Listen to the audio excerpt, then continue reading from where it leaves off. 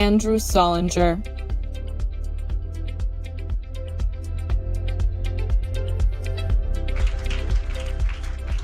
Good morning. Thank you for coming and joining us this morning for FP's Energy Forum. We're so happy to have you here. I want to welcome you in person, and I also want to welcome our virtual audience online. We're very pleased that you could join us digitally around the world. An exciting morning. We have some really interesting conversations talking about energy and the energy transition, clean energy. This is a very important topic to FP. We, of course, focus on geopolitics, but some very key verticals that are key to the SDGs are near and dear to us, and energy and climate key among those. So we're very happy to convene this discussion. This is the second day of FP programming we've had in this room. Yesterday, we had our health forum, and in the morning, our technology forum. And it was a really exciting and really long day. But I'm up and ready to engage, and I hope you are too. And I'm sure you've all had busy and long weeks as well, so welcome. I want to thank our partners without whom we would not be able to host this event, and those include American Clean Power, Capital Power, Chemonics, EcoSeries, and Nuclear Energy Institute. On your chairs, you will find a bunch of cards. One of those cards has a QR code that will link you through to the agenda. That agenda will give you the lineup today, speaker bios. You can reference that. There's also a card for you to subscribe to FP. If you don't have a subscription to FP, think about it. There's a magazine on your chair as well. That magazine is quarterly. Our heritage is as a magazine company, but now we're primarily a digital company. Any self-respecting publisher would say that. But this is a fantastic issue. It's letters to America from experts abroad advising the next president, her or him, whomever that may be, on what they might think about going forward. So have a look at that, and please think about subscribing. That would be really helpful and help us sustain FP. We're going to kick off the program today with Ali Zaidi, who is envoy for climate and at the White House, a brilliant guy. We last had Ali speak with us a couple of years ago at our climate summit, and that talk was interrupted by a bunch of protesters who wanted to stake their claim and explain how they felt about climate, which we respect. So I just wanted to ask, even though we've had very good security here today and you all look like great upstanding climate champions, if we have any protesters in the room, come on up right now and say your piece, and then we can get that over with and have a really cogent and great conversation. Anyone protesting? No?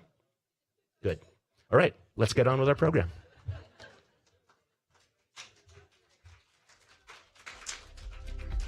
Please welcome Ali Zaidi, Assistant to the President and White House National Climate Advisor, to discuss American investments to bolster climate resilience.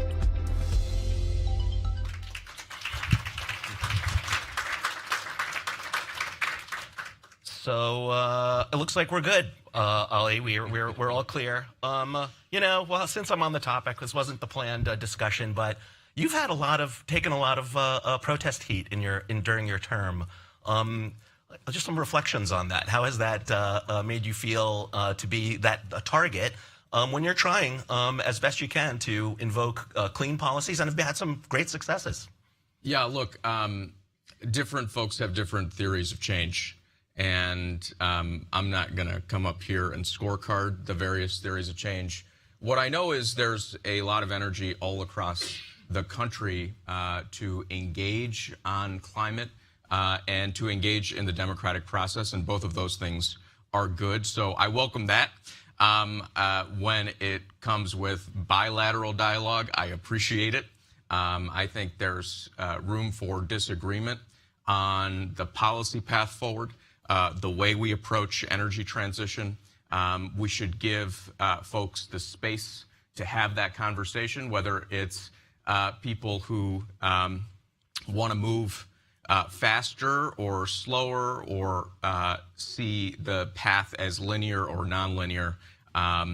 What I think there isn't room for in 2024 is people just straight up denying climate change. I don't think that's grounded in reality, the science, and while we don't need to call them names, we need to turn down the volume on that. Oh, outstanding. Maybe you'll be a protester on the other side there, what we're hearing. Well, that is a great attitude, by the way, and you were a good sport about that a couple years ago, and I completely agree with you. It's important to have that conversation and that dialogue. And there's too much just shutting down discussion altogether. So that's a great attitude to have on that. So let's talk about a couple of your achievements over the course of the past few years. And some of the things that you helped steward, the bipartisan infrastructure law, the Inflation Reduction Act. These are landmark pieces of legislation moving us towards our target cut of 50% on greenhouse gases by 2030. What are one of the things we want to talk about are the next steps that we'll see impact from in this legislation. What's next on the agenda for U.S. client leadership? And we'll talk a little bit about, of course, geopolitics and how that plays with we are foreign policy. So we want to see how that plays globally. But let's start with what we can see next on the agenda from the U.S., broadly speaking. Yeah, look, first of all, from the perspective of the Biden-Harris administration, we're focused on running through the tape here in the next 3-4 months. And part of that means continuing to finalize critical rules that will facilitate capital formation through the tax code, technology-neutral tax credits that will stimulate investment in hydrogen that's produced in a clean way. So you'll see that from us in the next few months. You'll see us continue to implement the grant and loan programs, finalize some of the regulatory measures. But you know, I think there's the stuff we have to do right away, and then there's the broader view. Right. When I think about where we are, this is the decisive decade for climate action, according to the UNFCCC. We're at halftime, essentially. And the way we, I think, make progress is by picking up gains in the industrial sector, picking up gains in the agriculture sector, both of which in the last few years have proven out playbooks that work. 80,000 farms are signed up for climate smart agriculture now, a new source of revenue for family farmers. And there's a farm bill that Congress is overdue on that provides an opportunity to leap forward.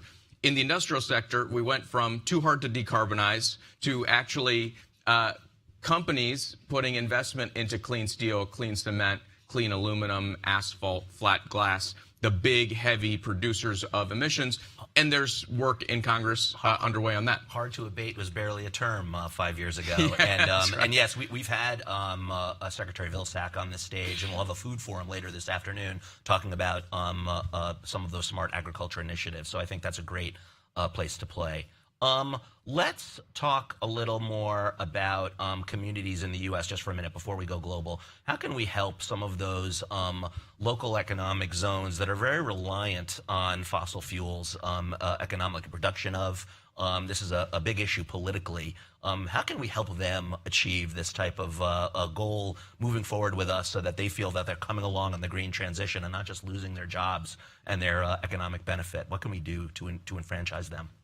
Yeah, first of all, I think we need to be really concerted in coding the right economic incentives into the build out of the clean energy economy. And I think the perfect example of that is the energy communities tax bonus when you invest in the United States.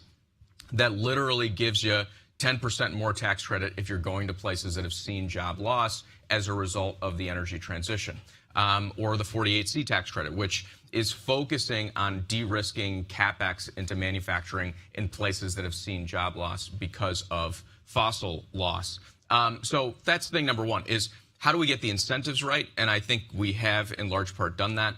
We can continue to lean into it, but capital formation in places that have seen economic loss is critical. The second is, how do we actually do the important work of building the capacity in the communities to pull in this investment?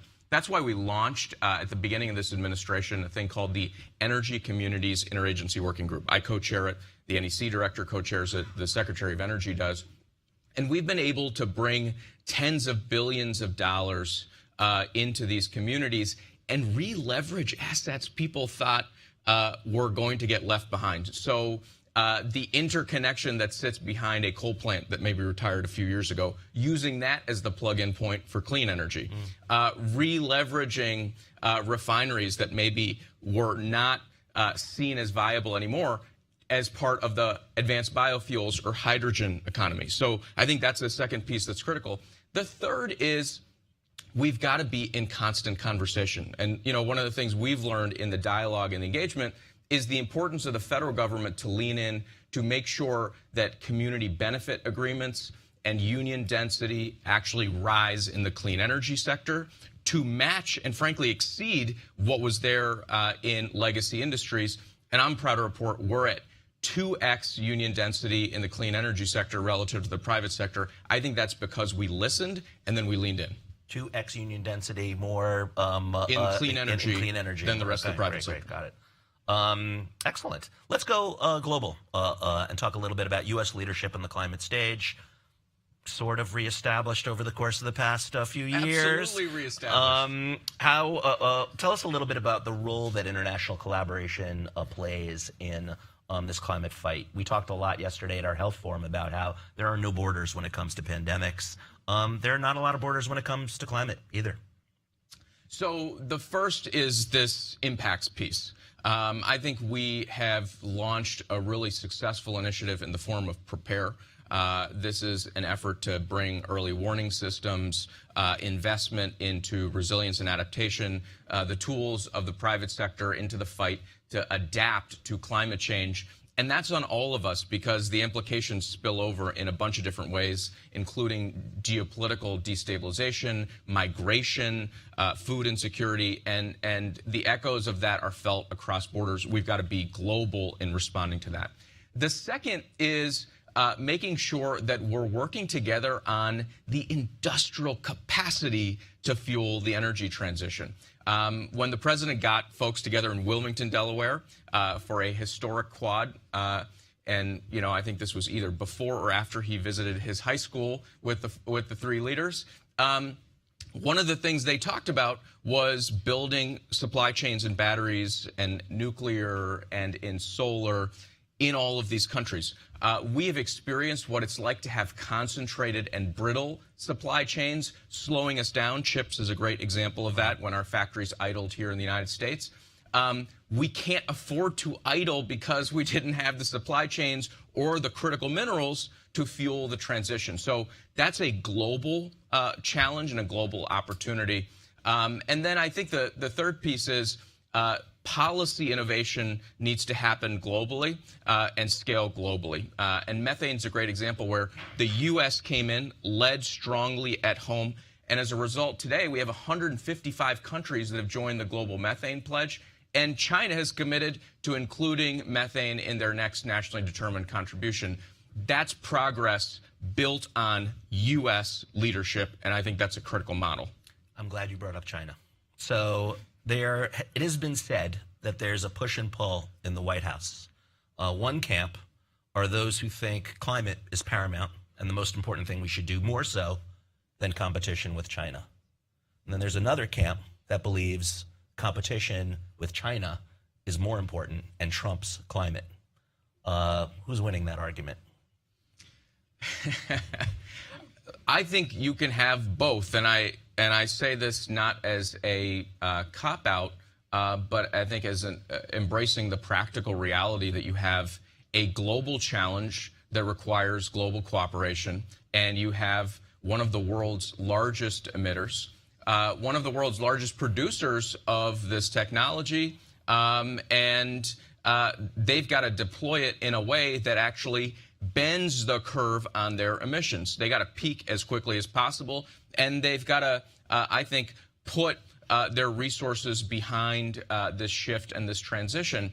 At the same time, we are absolutely going to compete on the industries of the future, the technologies of the future, and I think that is conducive to both them moving to a clean energy future and the world moving to a clean energy future. If the U.S. and Australia and China and India and the European Union are all racing to build out the advanced biofuels, advanced nuclear, ways to power our data centers more efficiently, integrate solar and storage, build out the grid supply chain, that will help us all achieve the goals together. So cooperation on the goal setting, cooperation on the policy platform that enables the world to achieve 1.5 degrees, and competition on the means to get there. That race to the top on the second will help us get to where we need to go on the first. You're good. That was excellent. So let's one more sort of toughie. We were talking about the bipartisan infrastructure law, IRA. It took us leaps and bounds ahead. There are also things that aren't working out so well. Want to talk a little bit about EVs and really just throw it open to you. What do we need to improve upon? Where are there some lessons learned on what we can do better on pushing and driving towards a clean energy future? Yeah, look, I think the electric vehicle transition is being processed more as a stock ticker. And I say this with due respect to you because you do long-form journalism. But in general, sort of stock ticker Twitter approach to following whether we're ahead or behind rather than looking at the fundamentals. Mm-hmm. And when I look at the fundamentals, capital formation in this space has been stratospheric. The United States went from a laggard, especially relative to China, to the #1 nation destination for private investment into the electric vehicle transition. The second big thing that we've seen is battery and lithium catch up to where the market wants to go. Lithium prices had surged, they're coming down, and there's been investment on the supply. Battery prices surged because of COVID, and now they're back on their decline. That's going to propel not just a price parity in the abstract sense, but sticker price parity in the next year or two. August was the biggest year for sales, the biggest year or biggest month for sales in the history of the United States. Broke through records on both EVs and plug-in hybrid. I think one of the things that folks maybe are not pulling off of the trends as effectively, from my perspective, is what the industry is doing to iterate with their customers and meet the customers where they are. And one of the big changes we've seen there is a shift in the strategy on plug-in hybrids, where range has doubled in the last 3 or 4 years. And I think that will become a bigger share of the solution, at least in the near and intermediate part, in part to meet range anxiety, which I think is well formed in places where the charging network has not yet shown up. So the charging network is the key. Just to get a little micro, I'm an EV driver, and that is the primary issue. There was an arrangement made with Tesla to enable those chargers to power all cars, and that's seen quite a bit of hiccup. It's an impressive network, and that would really eliminate that range anxiety. You don't have to really answer that question. It's more of a statement that seems to be a core problem, but that is short term. It is a stock ticker X, whatever, definitely X related issue, because there are longer term battery solves for that will come down the line. But we have reached a hiccup in adoption because of that fear. It sounds like you agree with that. Between battery technology, charging time improvements in the battery technology, including range expansion, and then just look at the charger network. We've gone from 100,000 to 200,000 in Joe Biden's watch. He set a goal for 500,000 by the end of this decade. We'll get there 3-4 years early. So I think it's building out, but I do think this plug-in hybrid iteration with the market is an ingenious one. It keeps us on the trajectory of where we need to go, but it meets customers where they are. Fantastic. So we're overtime actually right now. This is the last chance for any protesters that want to come up and tell Ali. No, well, first I want to honestly congratulate you on everything that you've achieved over the course of your term. You've had a lot of bumps in the road. It's been pretty impressive though. So a big round of applause for Ali Zaidi. Thank you.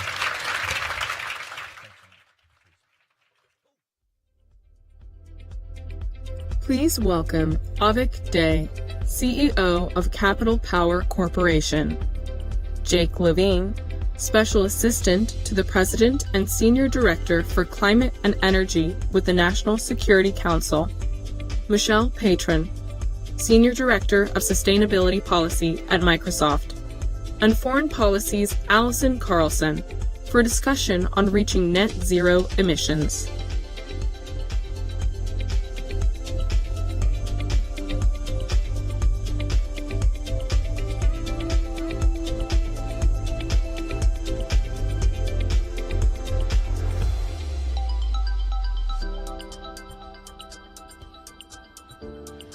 Good morning, everyone. in the room and online, thank you for joining us. We're really excited to have you here and also to get to build on the discussion that was just had.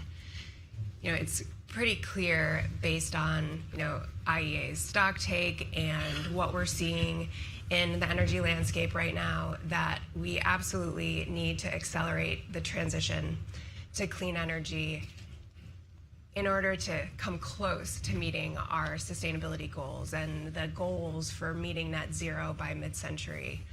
And this conversation is about how can we really operationalize the commitments that have been made and the ambition that we have to move the dial forward, especially in an environment where we are seeing increasing energy demand around the world with a strong industrial base, and also data centers, especially where there is such a demand, an increasing demand for energy. And so we have a tremendous amount of expertise on this stage from different sectors. And Jake, I'd love to start with you to build off the conversation that was just had with Ali Zaidi. And, even part of the Biden-Harris administration was made what some people refer to as once-in-a-generation investments in clean energy and infrastructure. And I'd love to hear from you how you and the transition team have been thinking about that as a part of a broader industrial strategy and what your priorities are to ensure that those ambitions and commitments are actually moving forward. Sure. Well, thanks for the warm intro, and it's nice to be here with former colleagues and current colleagues in this climate and energy space, and nice to be at an FP event where Ali Zaidi doesn't get booed off the stage. So that's a win. Yeah, I think I love your question. I should say this is the 5th week that I'm in my new role at the National Security Council, having come from the Development Finance Corporation, and bringing a finance lens into what we're doing, and sort of trying to situate that within the broader conversation of industrial strategy, geopolitical challenges, transnational challenges, has been sort of an interesting education, particularly a bit of a history lesson, because if you think about my new boss, Jake Sullivan, likes to sort of talk about how in the Cold War era, we were sort of living in a world defined by geopolitical tension and competition. After the Cold War, we had several decades where we were able to focus on transnational challenges. And today we've entered a world where you've layered geopolitical competition back onto transnational challenges. And to me, it sort of feels like that part of Super Mario Brothers where you get to the last level and then the boss comes and you've got to defeat the boss again. You think you've figured it out. I think, the addition of AI and data centers feels like another sort of unexpected layer of how to manage all of this risk. But the fundamental reality that I think we're all coming to terms with is that for a long time, we understood that markets would sort of do their thing. They would take care of externalities. They would provide growth.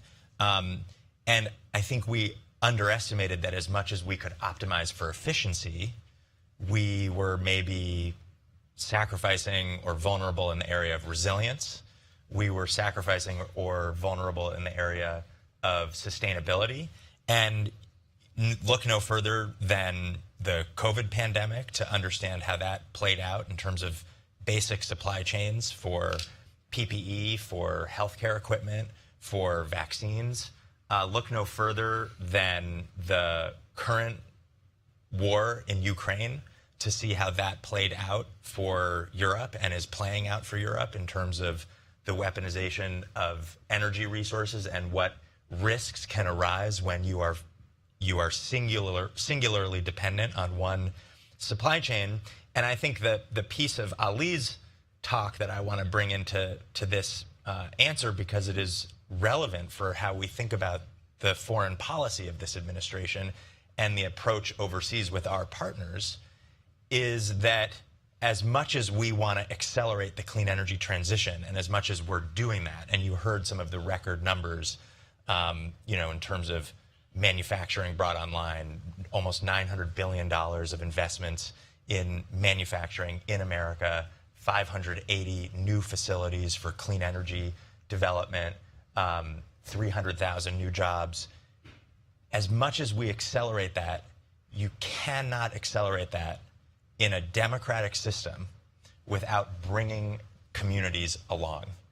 Because if you lose the political economy for the clean energy transition, then you will have a backlash, it will slow down, it will stop.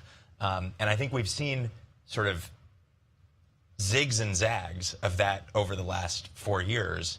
And one of the things that is so critical to this industrial strategy is that it is designed to respond to local needs for jobs, for transition, for equity, so that we can continue pushing forward with a supply chain and a manufacturing base that is more resilient, more sustainable, less reliant on others, and can balance around efficiency and resilience and some of these underlying goals. Yeah, we think quite a bit about those geopolitics here at Foreign Policy, and I'm grateful that you brought that in recognition of the world that we're living in and the shifting dynamics, and as they relate to international markets as well. We're also seeing a fragmentation that potentially could undermine the ability to scale projects, align policies, regulatory initiatives, and make it difficult to scale and deploy projects in different markets, not to mention the supply chain issues that you referenced. Avik, I'd like to bring you in. From Capital Power's perspective, you're expanding portfolios in Canada, in the US, and operating internationally. I'd love to pick up on that and hear reflections that you have on Jake's comments, but I'd love to hear also how you're thinking about navigating your commitment to reducing emissions, which are ambitious within your own company, and also how you're doing that with various generation assets and how you're prioritizing, knowing that you need to reduce emissions in your portfolio, meet increasing energy demand, and also do so in a way that's sustainable, affordable, and reliable. How are you thinking about that challenge? Thank you, and it's a pleasure to be here. I think first we have to start with the acknowledgement that the world has changed, just as you identified. For 20 years, we could have been having this conversation around energy transition, and it was all predicated on decarbonizing our electricity stack. It was taking out high-emitting fossil fuels generation, replacing with renewables. But it was based on a century's worth of build-out of infrastructure. And if we had any economist in the room over the last 20 years, we would have said, the economic growth and power generation demand was largely decoupled in the US because we had built out all of this infrastructure post-World War II over 50 years, and it worked and served our needs. But what we hadn't predicted is that electricity demand growth would fundamentally and in a secular way change. And it's not just because of data centers. It's reshoring. It's continued electrification. It's what we're continuing to see on EVs, as was mentioned before. Even though the stock prices don't indicate it, EV growth is still on trajectory to change the world. And it's now also economic growth. So in fact, we've actually moved from what was focused on energy transition, replacing the stack, to today we're actually now looking at energy expansion. So now we've added another layer to it, which is not only do we need to change the stack and decarbonize, reduce greenhouse gas intensity on that existing infrastructure, but we've now got to serve growing load. And, as we look past the last 15 years in particular, we wouldn't be here if it weren't for companies like Microsoft and the tech companies. 2/3 of renewable PPAs were funded by our tech companies. And that's what's taken us to almost 15% of the renewable slate. So we are a company that today is 80% natural gas, 20% renewables and batteries. But we are exceptionally proud of that. We haven't run from that. Why? 10 years ago, we were 80% coal. And instead of shrinking and instead of retiring coal, we've repowered coal. And today we're zero coal. So our intensity is less, but our stack is still fossil fuel. But what we found through 10 years of working in multiple electricity markets in North America is, in fact, you need reliable, dispatchable power generation. And the more renewables you have, the more reliability you need to maintain grid reliability. So we've taken a position that we have to address reliability, affordability, and clean. And we have to do it from a system perspective and understand what grid reliability is required. And for us as a power producer, I think the big thing that's changed over the last few years as we're looking at load growth is it's no longer a bilateral. It's no longer a question of us as a generator working with a counterparty that needs power. It's a multi-stakeholder engagement that's required. You need to work with utilities. You need to work with ISOs. You need to work with off-takers. You need to manage physical power, but you have to manage credits and you have to manage clean. And so that's where we're focusing. While we're trying to focus on bringing things like carbon capture and sequestration in, we're exploring, SMRs for that medium to longer term solution on baseload. Thank you for the way that you laid that out, and also talking about the evolution of the sector and also the need for a portfolio approach that will actually enable that transition and hasten that transition. And I think you set Michelle up well. I'd like to turn to you in that regard, with Microsoft also being at the forefront of this transition in many ways, as Avik mentioned, with those kinds of partnerships. And Microsoft has its own ambitious sustainability goals, including being net zero by 2030, which is rather soon. And so I'd love to hear from you. I know you've had quite a great deal of experience in policy as well, and now working in the context of Microsoft. How are you seeing the policy environment being able to facilitate this transition, and how are you thinking about that now in your role at Microsoft, and what's needed to really move the dial to be able to generate additional electrons? Well, thank you, and it really is a pleasure to be here. Thank you, Foreign Policy, for convening and for all of the great work you do on this issue. What I'd like to do a little bit is talk first about Microsoft's journey and what we've learned, and how the levers that we use to achieve our goals, and then touch briefly on the opportunities and challenges that we face on AI and energy. So, Microsoft, we are a global company with a global footprint, and we have embedded our sustainability targets in the way that we operate, in the way that we build out infrastructure, and the way that we work with our suppliers. So 4 years ago, we set a bold North Star to be carbon negative, water positive, waste zero, and to protect as much land as we use. And 4 years into that journey, we've made a lot of progress on our own operations, where we see the biggest challenge is on working with our supply chain. In terms of we see three important levers that we use in achieving our goals. One is our procurement lever, for us to be able to really help develop the markets, if it's for the carbon-free electricity that we need to power our infrastructure in order to hit our 100% carbon-free electricity goal by next year. If it is the work that we're doing to help create the sustainable aviation fuel that is needed to help bring down the emissions in our travel. If it is the markets for green steel and green cement that we need to be able to bring low carbon building materials into our data centers. So we see that a really important role, and hope we're going to talk about a few more examples of how we are using that procurement to really help bring forward these new markets. The second is as an innovator and investor, and we have a $1 billion climate innovation fund, which we are about 3/4 of the way deployed right now. We've invested in over 50 companies that are developing these technologies.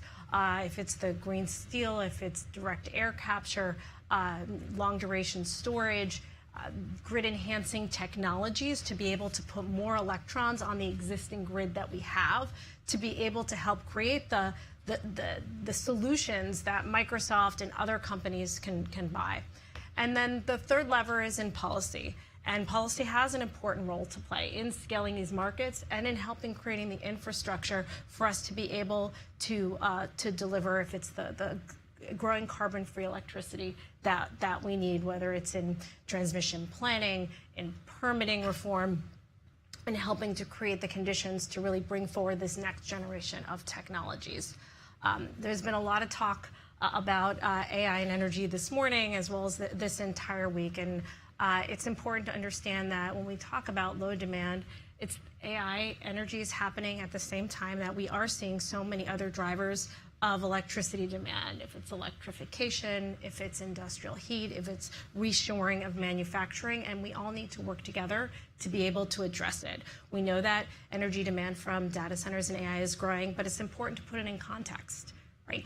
That electricity demand right now from AI and data centers is about 2 to 4% globally, including in the United States. The other thing that we know is over the last more than decade, we've seen a 9 times increase in the amount of compute that's used from the same electricity. So there's been tremendous efficiency gains that happen inside the data center, and companies are continuing to work on that to help really manage this growth. The other way that we are doing this and how we purchase carbon-free electricity, I think that it's sometimes this week I found that there's like a lot of surprise to really understand the scale of the purchasing that the companies like Microsoft do. To date, we have 34 gigawatts of solar, wind, and other renewables that we've contracted in over 24 countries and 150 projects. These are new projects that we've built and brought onto the grid. And we are also looking at ways we can use our purchasing power to bring forward the next generation of carbon-free projects, whether it's fusion, advanced nuclear, existing nuclear, geothermal storage, because we're going to need all the tools in the toolbox to be able to meet demand. The last thing I'd say before I hand it back over is just the opportunities that we see in AI to be able to really accelerate the energy transition. Let me just give you 2 quick examples. One is using AI to actually put more electrons on the current grid. We're investing in a company called Line Vision, which looks at the transmission grid and sees where there are opportunities to send more electricity. In the UK, National Grid has deployed this, and they've been able to free up over space to bring online a new 600 megawatt offshore wind project, so without having to build out the grid. So that's a really exciting opportunity that's going to enable us really, today to be able to expand the capacity.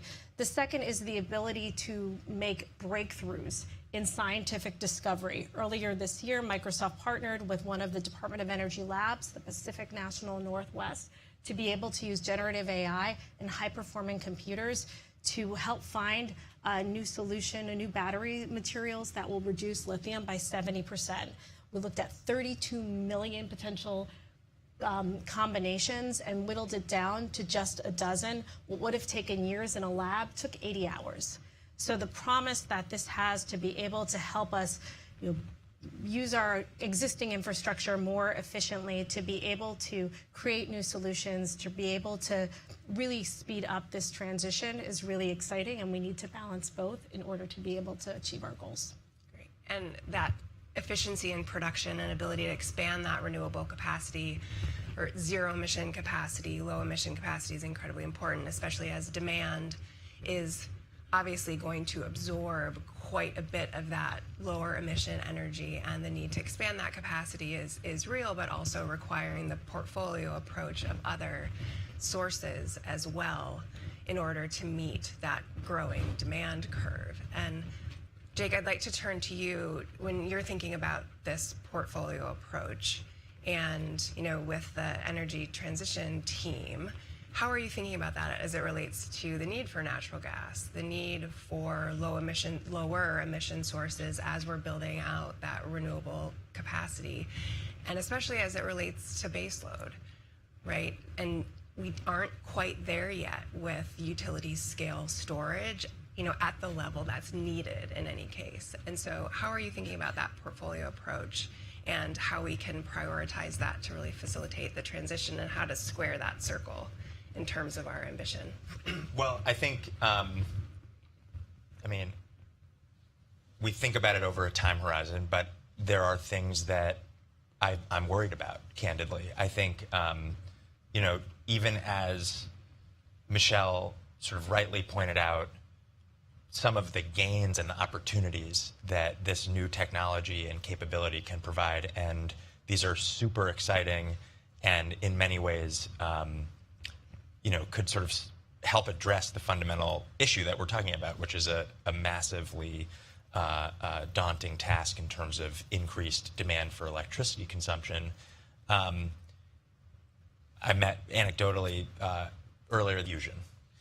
They were explaining to me sort of a similar dynamic that we have now been able to take supercomputing power, AI power, to accelerate the number of essentially experiments that we can do in the lab, and that has condensed the timeframes for deployment of certain fusion technologies that are now making their way into demonstration project and commercial project planning.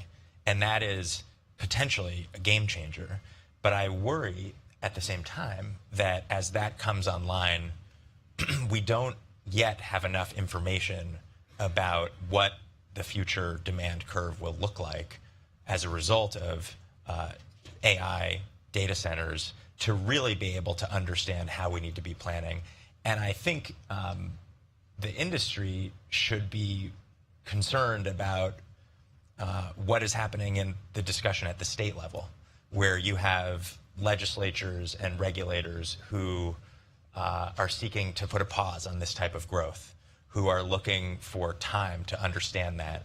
And so I think we need to build out a little bit of space to really understand what it is exactly that we're talking about. Michelle and I were talking backstage and both coming at this with different data sets of what does the growth curve look like, what does the track record look like to inform that. And there are real world consequences to this as well. If you are General Electric or Siemens and you're selling combined cycle turbines and you want to be helpful to the effort to replace the more than 9 gigawatts of electric generating capacity that has been destroyed via missile and drone by Russia in Ukraine in the last 6 months, you are now more likely to search for a buyer in the shape of a data center in the United States than in the form of the grid operator in Ukraine. And obviously, we get back to the conversation on markets and fragmentation. General Electric and Siemens should sell into the market that they wish to sell into. But when you suddenly have a demand pull for new gas generation, not only does it create challenges in terms of the transition that you're referring to from a climate perspective, but it also creates challenges in terms of where we were thinking about potentially allocating that resource on an emergency basis. That says nothing at all of the demand that we know exists and is really important in places like Sierra Leone, like Mozambique, sub-Saharan African countries, Southeast Asian countries that are working to build renewable energy into the grid. They're working to create battery storage. They need the baseload in order to be able to integrate that. And so when you dry up the market for that type of baseload generating capacity due to demand for one thing, it has consequences in other places. The last thing that I just note on this, because I know we're running short on time, is I think we see an enormous opportunity, and I think that we have all been a little bit we haven't been focused enough together in this community on the role and the promise of nuclear power in this regard. And when you look at levelized cost of electricity and you consider nuclear plus renewable energy, it is competitive. Now, I'm not arguing that nuclear on its own from a levelized cost of energy is competitive, but when you look at it from a systems perspective, the analysis suggests that it's competitive with market pricing for fossil baseload plus renewable energy, energy storage plus renewables. And I think that needs to be a big part of the conversation. I think it's super exciting that Microsoft has recently become, or signaled that it would become, an off-taker to repower the nuclear capacity that was decommissioned in Pennsylvania for their purpose. But obviously there's an enormous opportunity across the board in all these other areas of growth, electric vehicles, charging stations, American manufacturing, and so on. And I think that that has to be a key part of the solution if we're going to adhere to the IEA's very helpful report, if we're going to start actually planning a transition away from fossil fuels as the IEA recommended, and if we're going to think about how we distribute resources not only to developed economies like the United States, but to emerging markets all over the world that are desperate for this type of baseload capacity. Absolutely, and we do need to talk a little bit more about advanced nuclear and systems integration, and don't worry, we will. So you should all stick around because we're actually having a conversation related to that later this morning. So thank you for raising that, and I think you're absolutely on point with that. And I'd love to hear, Avik, from you, and we are running up on time, but from an industry perspective, when you're thinking about these challenges that we've all been discussing on stage, operating in different markets at states and local levels, and very importantly, needing to bring communities along, thinking about co-location and what is appropriate and what is feasible within different markets. How are you approaching that as you expand your portfolio and doing it in a strategic and efficient way? It's a great question. Look, if we look at this, fundamentally, it's a macro challenge, but it's a micro problem.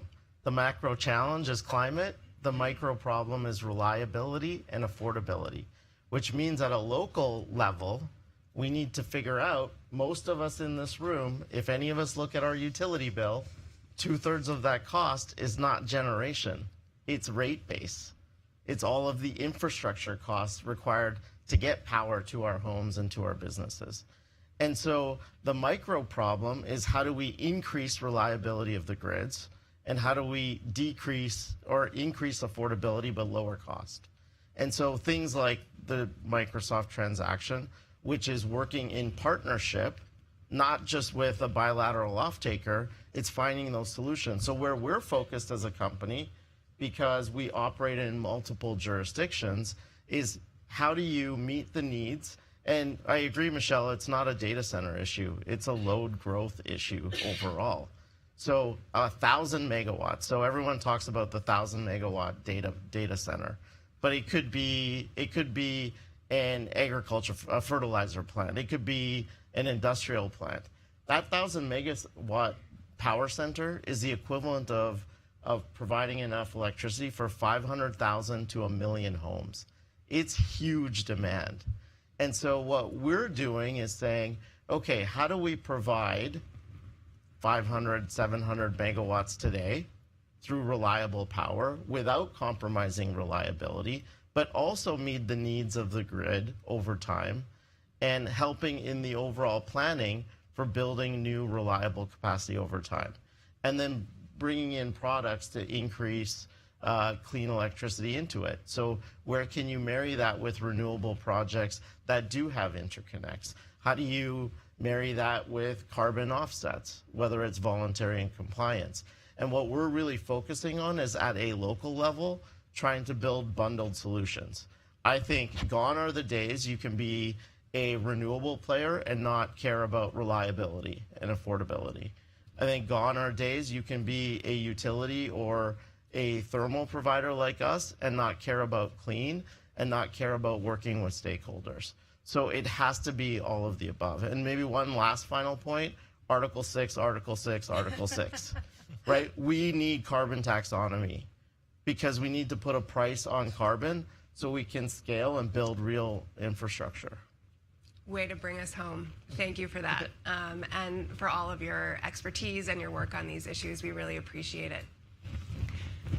Avik Day, Michelle Patron, and Jake Levine. Nice to see you. Thank you for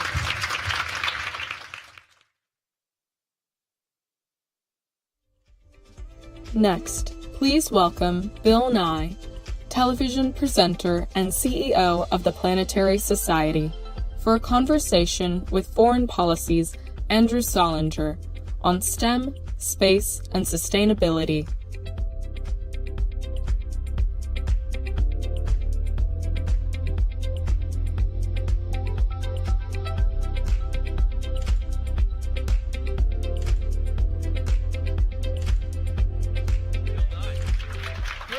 Yes. So, this is going to sound bougie, but I've interviewed presidents and prime ministers and CEOs on stage, and I always send the clip or the photo to my kids, and they're yawn, big deal. And then I told them I was going to be sitting down with Bill Nye. They're in their early 20s. And these are the quotes I got back on our family text. An icon for our generation. That is so friggin' sick. But then I think and it's like, come on, give me a real one. They're like, well, it was always a good day in science class when the teacher put on a Bill Nye video. Yeah. So you are incredibly recognizable for not just your bow ties and colorful accoutrement, but also your role in educating and making science interesting, palatable, and enjoyable for not a generation, multiple generations, a lot of people in this room, and bringing wonder and excitement to science. And so first of all, thank you for that. Sure. Yes. But tell us why that's important. Why is it, in addition to being fun, why is that an important mission for you and for us? You make it fun so that people will watch or pay attention. That's an old trick. But I am of a certain age. I'm a mechanical engineer because I like airplanes and bicycles. I had a very influential physics teacher in high school, and I got into engineering school, and then I got a job at Boeing and this and that. And I worked on 747s, and if you're ever on one, don't worry. I was very well supervised. Everything is fine. Clearly, the culture at Boeing has changed, and I mention it because the reason I wanted to do the Science Guy show and so on was because of these events here in the U.S. that I found really troubling. We created the Chevy Vega car and the Ford Pinto. I don't know if you guys are of a certain age. Drove one. And look, and he's fine. Not everybody who drove one was fine. They had a thing, this is notorious in the U.S., where when these cars got rear-ended, which happens to cars often enough, because they were human-driven instead of artificially intelligence-driven, they would explode. And you don't want that in a lot of cars. And then it was decided that at management at Ford Motor Company that it would be cheaper to pay lawsuits for killing people than it would be to rearrange the gas tank and exhaust pipe so they didn't cause fires. Then the U.S. abandoned teaching the metric system. This was, and forward-thinking conservatives thought that there was no need for the U.S. people to learn the metric system. And I found this very troubling. So when I first got to Seattle, I got a job at Boeing. I didn't know anybody in Seattle. I just showed up. I was working my way. I was United Way Big Brother, and I volunteered at the Pacific Science Center, which is still there in Seattle. And I realized this myself, that young people are the future. I came up with that on my own. Check it out. Eureka. Yeah, eureka. And so I wanted to influence young people. So then when I had the opportunity to do this television show, we had very compelling research in the 1990s, back in the 20th century, that 10 years old is about as old as you can be to get the so-called lifelong passion for science. And it's probably as old as you can be to get the lifelong passion for anything. And so that's why we aimed the show at people 10 years old. But 10 years old turns out to be pretty good for a lot of people. By the time somebody's 10, first of all, everybody starts out, you're 3 or 4 years old, you are thinking scientifically. You are trying to understand how the world works. You're continually coming up with your own explanations, hypotheses about why it rains, why there's thunder, what have you. And then by the time you're 10, generally you're able to reason. I say generally. There's a few people who can't, am I right? able to reason as well as grown up, but the difference is your experience. And so that's why the show was made the way it was made, and it turned out to be successful. Thank you for that. And so why aren't my sons scientists, since they We were don't such want big hits? everybody to be a scientist. Okay, no. And we don't want everybody to be an engineer. I mean, the fashion consequences alone of that would be very troubling. No, you just want everybody to be scientifically literate, to have an appreciation for science in the same way you want everybody to have an appreciation for history and art and music. You want everybody to realize the value of science. And as I'm so fond of pointing out, of course, I'm from the United States. I don't know any better. English is my first language and all that stuff. But U.S. Constitution, Article 1, is about the legislative branch. We're going to have a Senate. We're going to have a House of Representatives. You get down there, we're going to meet so often. Each state's going to get 2 people. This and that. Section 4 is about elections will be held in a timely manner at a time chosen, if there's an R in the month, and so on. And then Section 8 is kind of the miscellany. We're going to have a way to deal with letters of marque. Pirates on the high seas. Yeah, I'm glad we got that one, yeah. And then Section 7 is about the post office. I'm of an age, you guys remember when people wanted to close the post office, thinking it was inefficient? It's in the Constitution. We're not closing the post office. Are you high? What the? Jesus. So then Section 8, Clause 8 of the U.S. Constitution. Congress is to promote the progress of science and useful arts. And it's in the friggin' Constitution, and it is sick. That's got...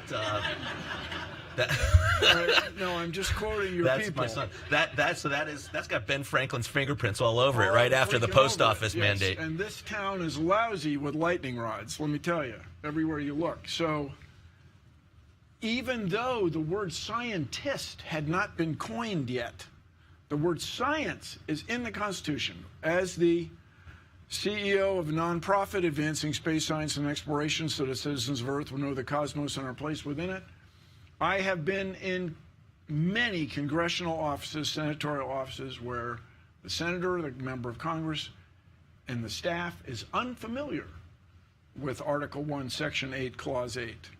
If you go to the Patent and Trademark Office, that's their whole thing. They got candles and a choir with that thing. But many people are unfamiliar with that, and they realize, the guys who say whatever else you want about the guys who wrote the Constitution, they realize the value of science for our health, well-being, and for international competitiveness. And so this idea is old and worthy and wonderful. And as we say, we want science to be political. You got to decide how you're going to allocate your intellect and treasure, where you're going to spend money on, and then but you don't want it to be partisan. And you don't want people just to make stuff up. And let's talk about that for a minute, and the role, the importance of just understanding how science works and the world works is in combating misinformation, which is a big problem that we have today. My goodness, is it ever? So how do we do it? How do we combat it? Yeah.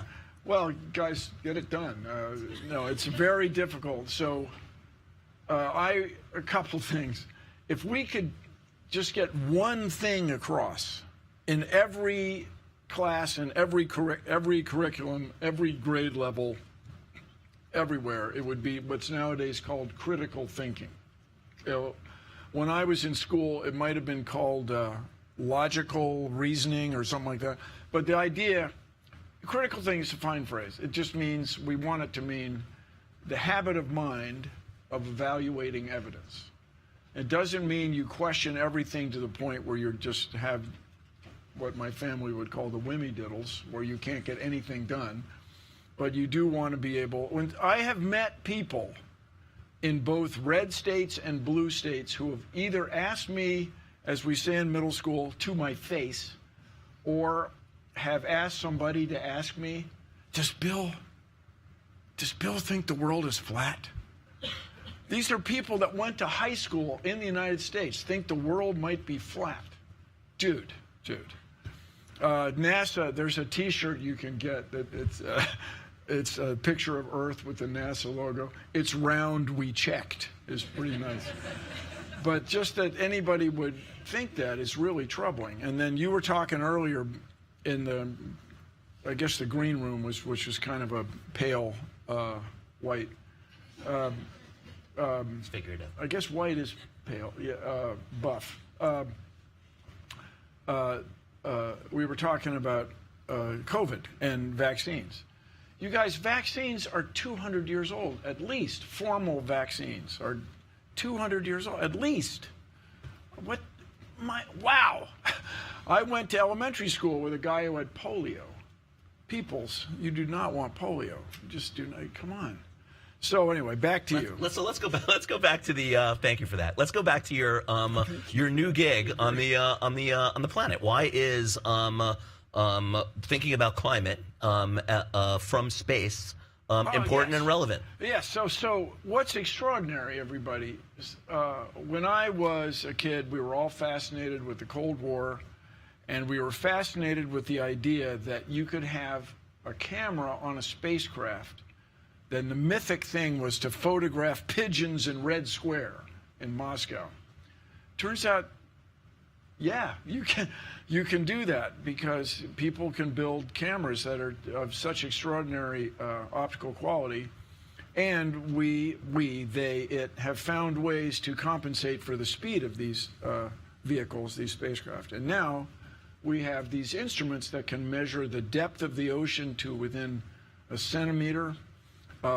In so-called real time.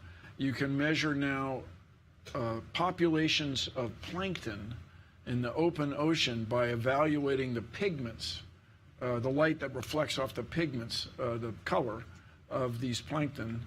And you can then monitor the progress of glaciers, the receding glaciers. You can watch storms move around. I remember as a kid, Hurricane Agnes came through, and there was this whole thing about, is it going to go through Washington, D.C.? Is it going to go through Delaware? Is it going to get to Philadelphia? On and on and on.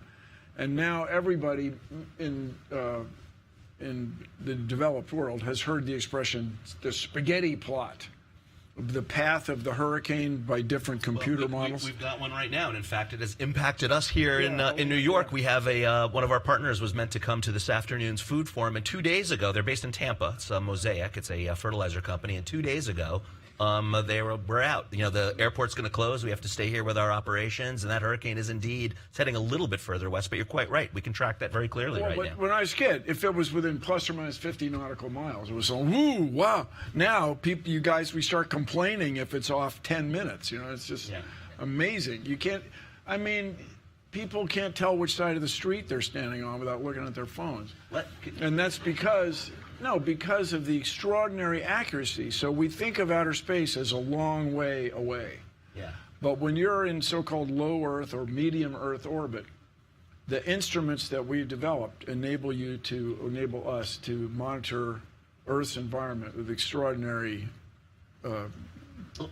tables of data. Let's do speed round. We have a couple of minutes left. So 1 minute on you brought up that, like I said, that clock's broken. Don't worry about it. So there's you mentioned phones. I'd be interested in your incredible to have a computer in your hands. Yes. It does so much. We were noodling around with that earlier in the white room or green room, whatever we call it. But it has created also a lot of pain and agony and angst.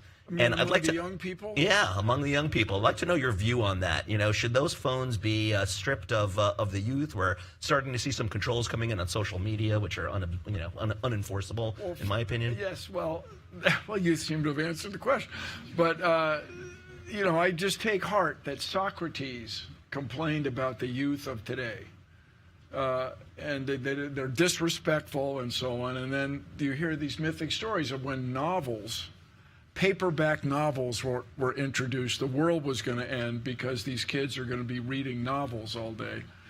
And so what we need to do is get people to look up from their phones. I'll give you that. But I think it's just there'll be a time when we all get over it. Like, do you remember, you'd be in the bathtub and the phone would ring, and you'd get up to answer the phone because it was just such, it could be some sort of important. So pretty soon we'll get used to not looking at them.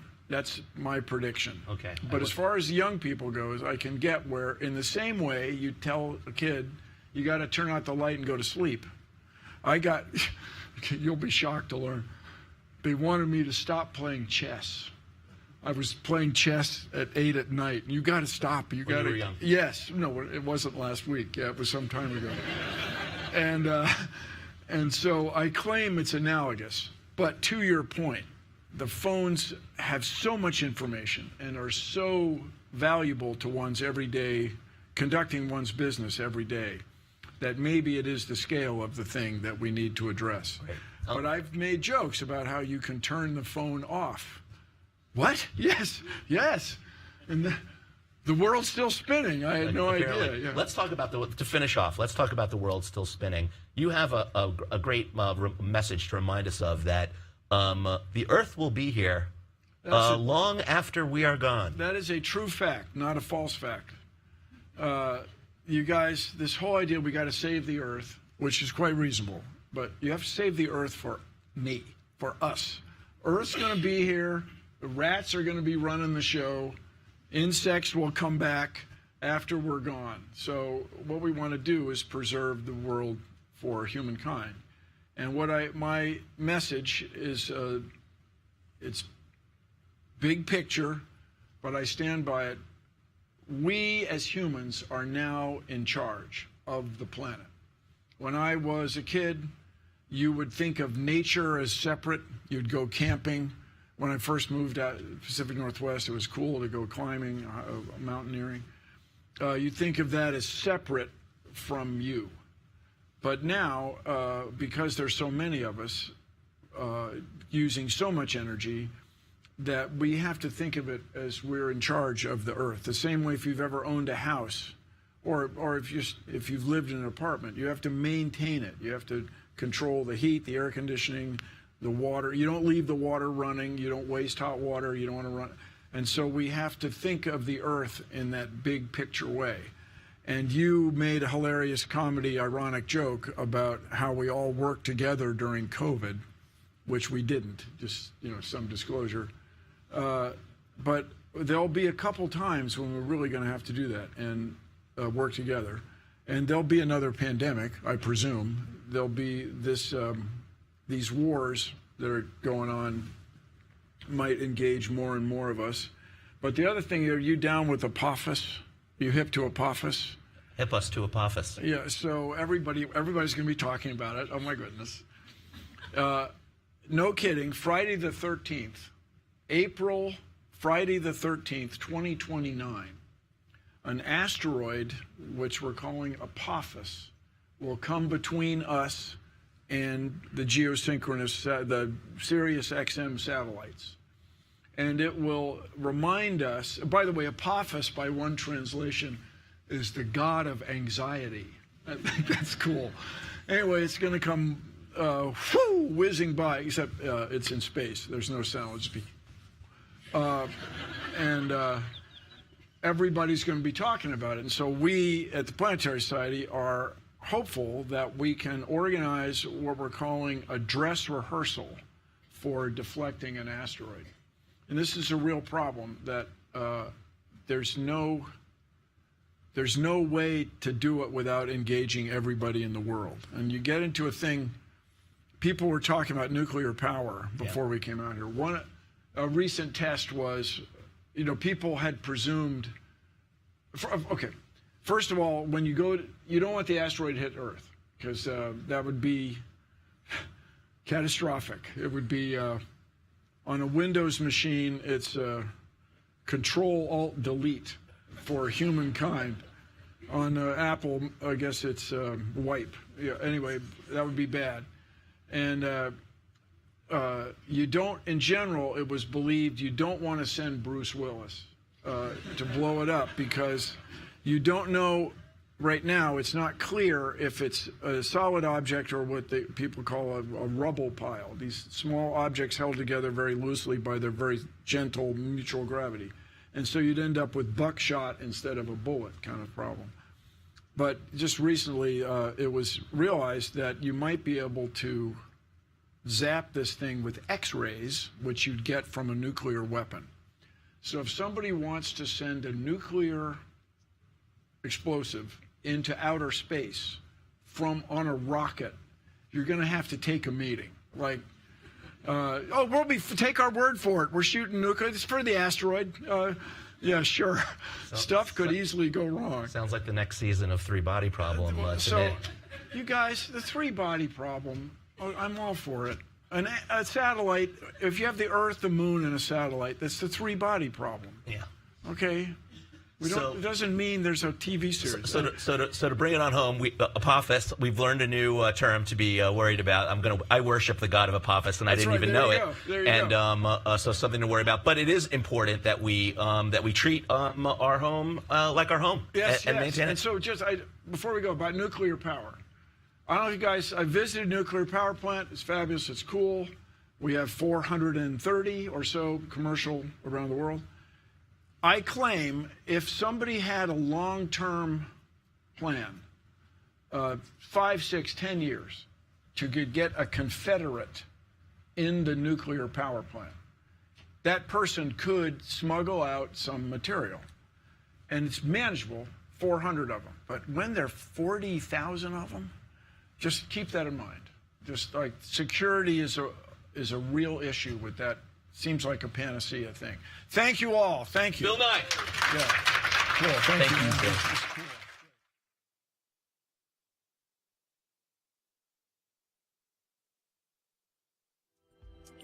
Please welcome Jason Grumet, CEO of the American Clean Power Association, and our moderator, Maggie Lake, for a conversation on clean energy.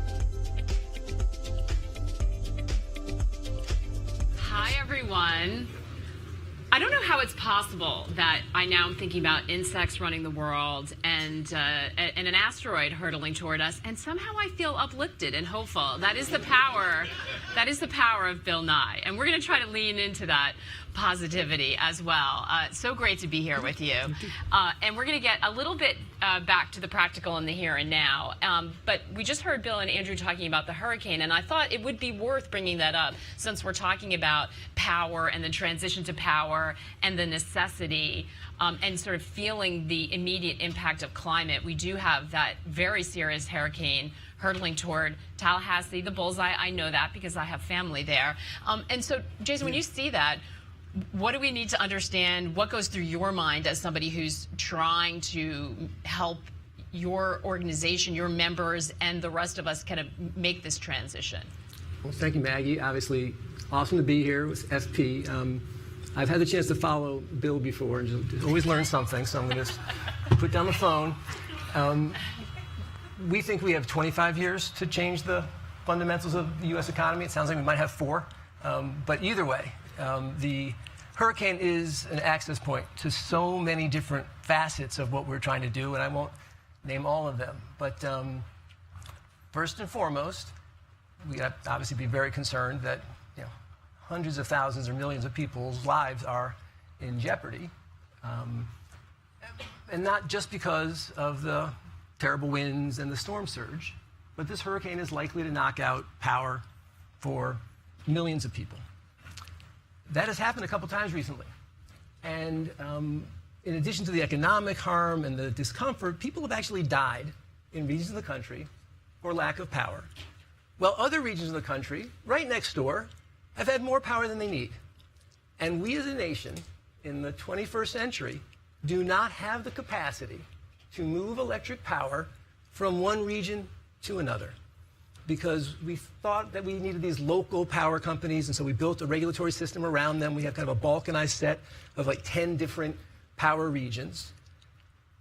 And that's profoundly unsafe. It undermines our national security, undermines our economy, and fundamentally undermines the clean energy transition, because you will not be able to make the kind of progress we need to have by a factor of 10 if we don't have transmission. And just to kind of, I'll close with, one of the prior panels was talking about, we have electric cars, but we don't have charging stations.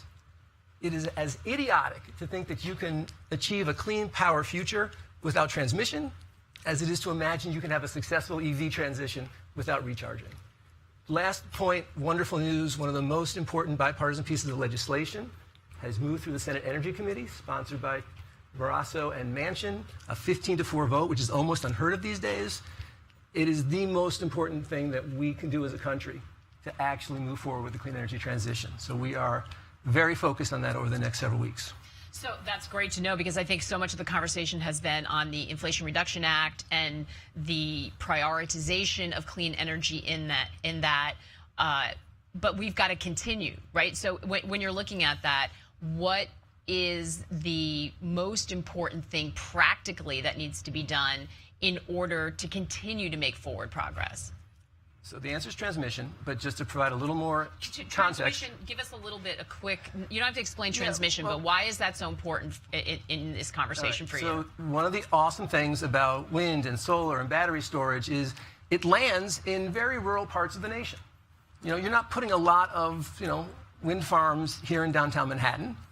They're 500, 600, 700 miles away.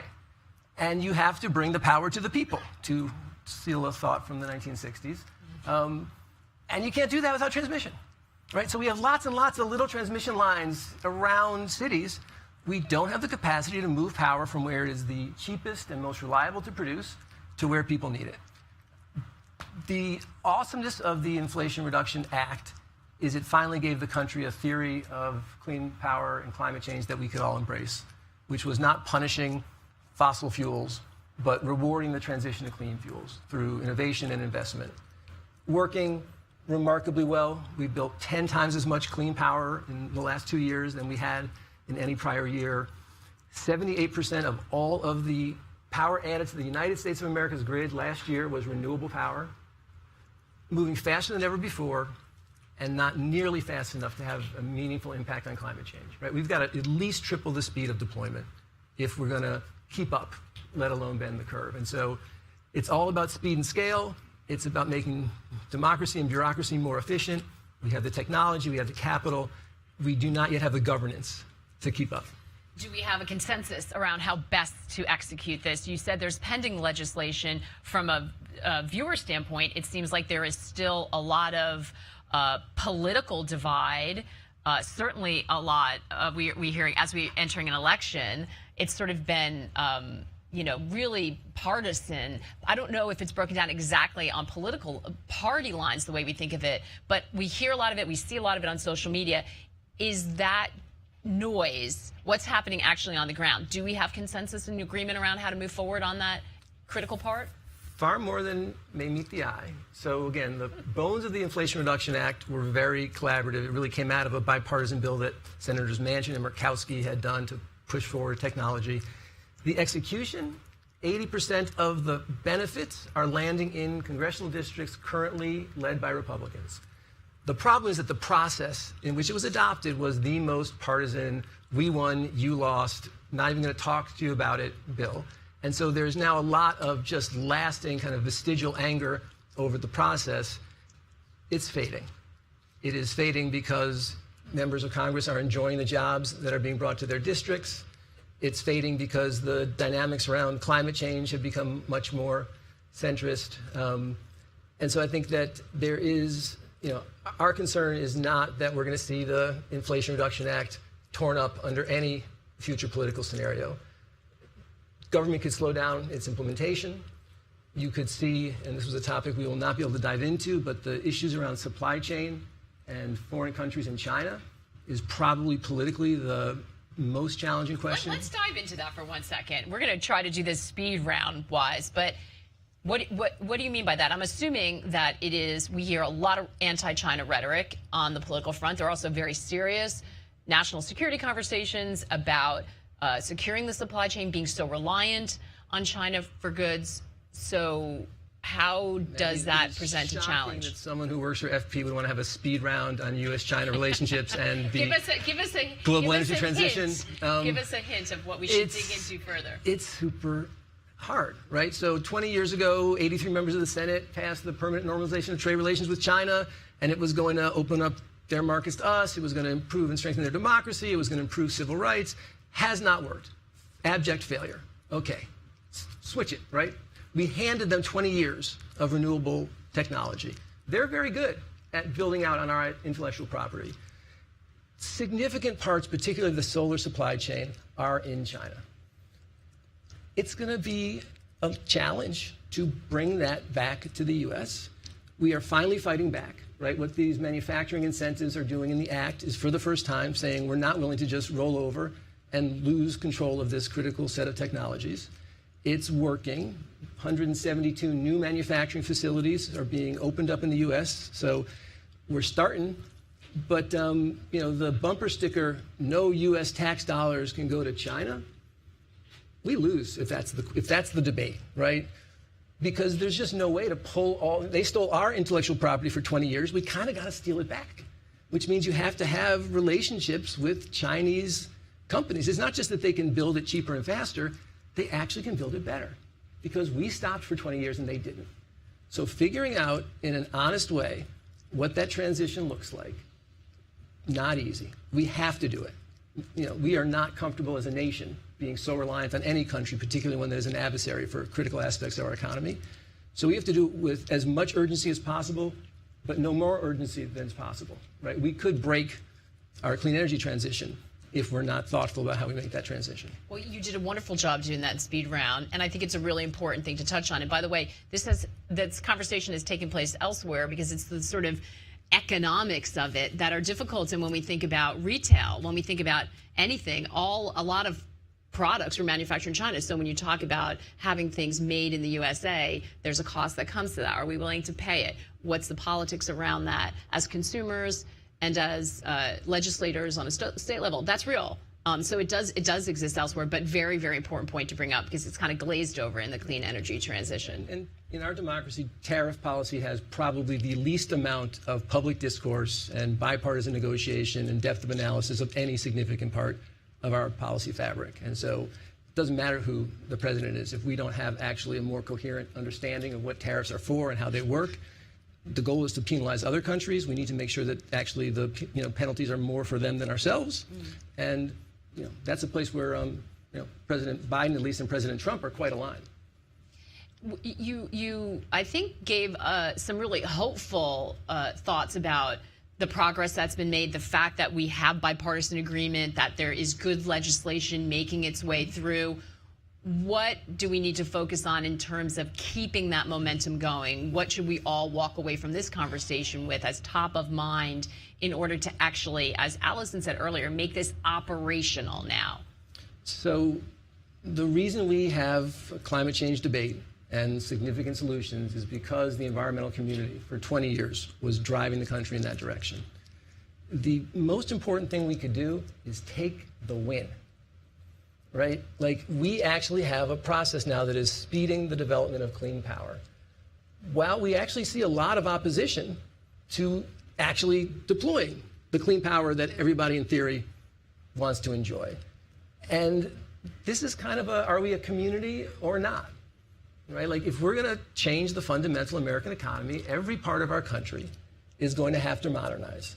Every part of our country is going to have to see new development, new industry, and you might be surprised to know that 2/3 of all the clean power deployed in this country last year was deployed by companies that also have fossil assets. Right? So this idea that there was like good energy over here and bad energy over there, it's just not the real world now, right? The and argument switch that you throw to transition. You need both of them. I mean, the toughest challenge, we've got to invest a lot in natural gas over the next 10 years to keep the lights on and have it go away in 25 years. Big economic challenge, maybe next panel. But we need to take the win, right? The argument for 10 years was that the largest companies in this country, the fossil fuel companies, needed to focus on clean power. They're doing it. They have the balance sheets to actually make a difference. But the kind of historic antipathy, a lot of people don't want to let go of it. Like, they like the fight more than the solution. And the next decade, it's got to be the builders who dominate the discussion, not the brawlers. And that's what we're trying to do. That's an amazing thought to leave us with. I love that. And very good advice for all of us as we think about how to position our conversations. Jason, thank you so much. That's fantastic. Appreciate you. Thanks.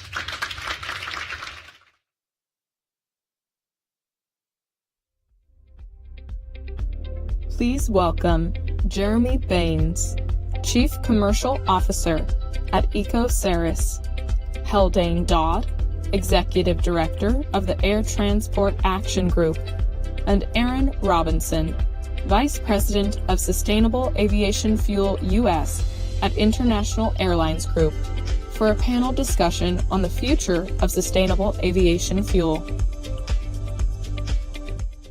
Everyone, welcome. I had to get up so they could put that other chair. I thought about just staying, but great to have you all here. So we just had such a fantastic conversation about what needs to happen and how to keep the momentum going. And I can't think of a better industry now to focus on, because often airlines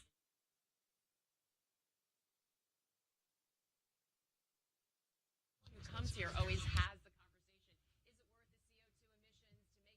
is it worth the CO2 emissions to make the trip to go to a conference like this? So I think it's really important. So let's kick off on maybe, Haldane, if you could talk to us about when people talk about, there's my mic, I thought it was off for a second. When people are talking about what's happening in the air industry, just bring us up to date. Where are we with the transition? Is it happening? How is it happening? Just give us sort of set the table for us. Yeah, absolutely. And thanks very much for having us to come and speak. And it's really great for foreign policy to have a specific discussion on aviation, because when we're talking about the energy transition, often the big picture of energy transition sort of dwarfs out what is a fairly small part of it, but it's big for us, and it's a really important part of the discussion, because that connection is really important. Bringing people together is really important. That's what we do every day. So if you look back at where we've come with aviation's energy transition, and specifically around sustainable aviation fuel, which is one of the energy options for us in the future, but the main one. Back in 2008, 747 flew from London to Amsterdam with first sort of flight, commercial aircraft flight on biofuel. That was really the kickstart to a lot of work that then went on for the next 3 years, with thousands of engineers and scientists across not only the aviation space but the energy space, making sure that we could do it safely, making sure that there was certification process to ensure that we could fly commercially on that. We got that in 2011, 2016, the first daily supply of SAF into, I think it was San Francisco Airport at that time. So we're in the process of starting the energy transition. We've done a lot of groundwork. We've set the foundations for this. We've got 7 different pathways that can be used for sustainable aviation fuel. Another 7 or 8 in the pipeline to be certified, which gives us a menu of different options for where we can get these new fuels from. But importantly, because we were quite late to the game, we were able to learn from some of the mistakes of the first generation of biofuels that were used in road transport and avoid them. So we were able to do this in a much more cohesive and responsible way. Which is nice when you're able to leapfrog and avoid that. And it's so important to do that. Aaron, do you want to address the challenges when you're talking about this? Because I don't know if you're all sitting there, but I'm thinking, have I been on a plane recently with biofuel? I mean, it's sort of, not something that we're immediately aware of as consumers, but it's a delicate thing when you're talking about making a transition for something like flying, I would think. Yeah, absolutely. Just as background for the audience, most people have probably not heard of my company, and that's quite intentional. So International Airlines Group is a European holding company. We've got 5 airlines underneath us. The ones you've probably heard of here in the US are mainly British Airways, Iberia, Aer Lingus. And you're right, the consumer piece, the customer-facing piece of this is really important. I mean, last year our airlines used 18 million gallons of SAF on our flights. All of that was in London or in Spain. This year we're adding new deliveries that we're taking here in the US as well. But you're right, there's a huge communications challenge in this space. And I think the issue in it inherently is we want it to be available. We want it to be in there, in the system, but to do that efficiently and effectively means making it just like the fossil jet fuel we use. And that, in the end, means making it invisible, which then makes it very difficult to go and show to customers, to get them excited about it. And I think one challenge, really, in this space is raising money for this. Raising money to go and build lots of new facilities is incredibly difficult. But to me, that's not the biggest challenge. The biggest challenge is how do we excite the public to get them to realize that just like electric vehicles, just like solar and wind energy, there is a better option here. There's a better path forward we have, but if they can't see it and visualize it, they're not going to go and demand that solution as actively to a policymaker who can then go and create that funding to enable, in fact, that industry to prosper and grow. That's so interesting, yeah, because it doesn't look any different to us walking up the gate, right? I mean, it's not the new model. You don't see your neighbor with it in the driveway and get curious about it. Jeremy, we just had an acronym in there, I think. I know, hello. we're quite spread out.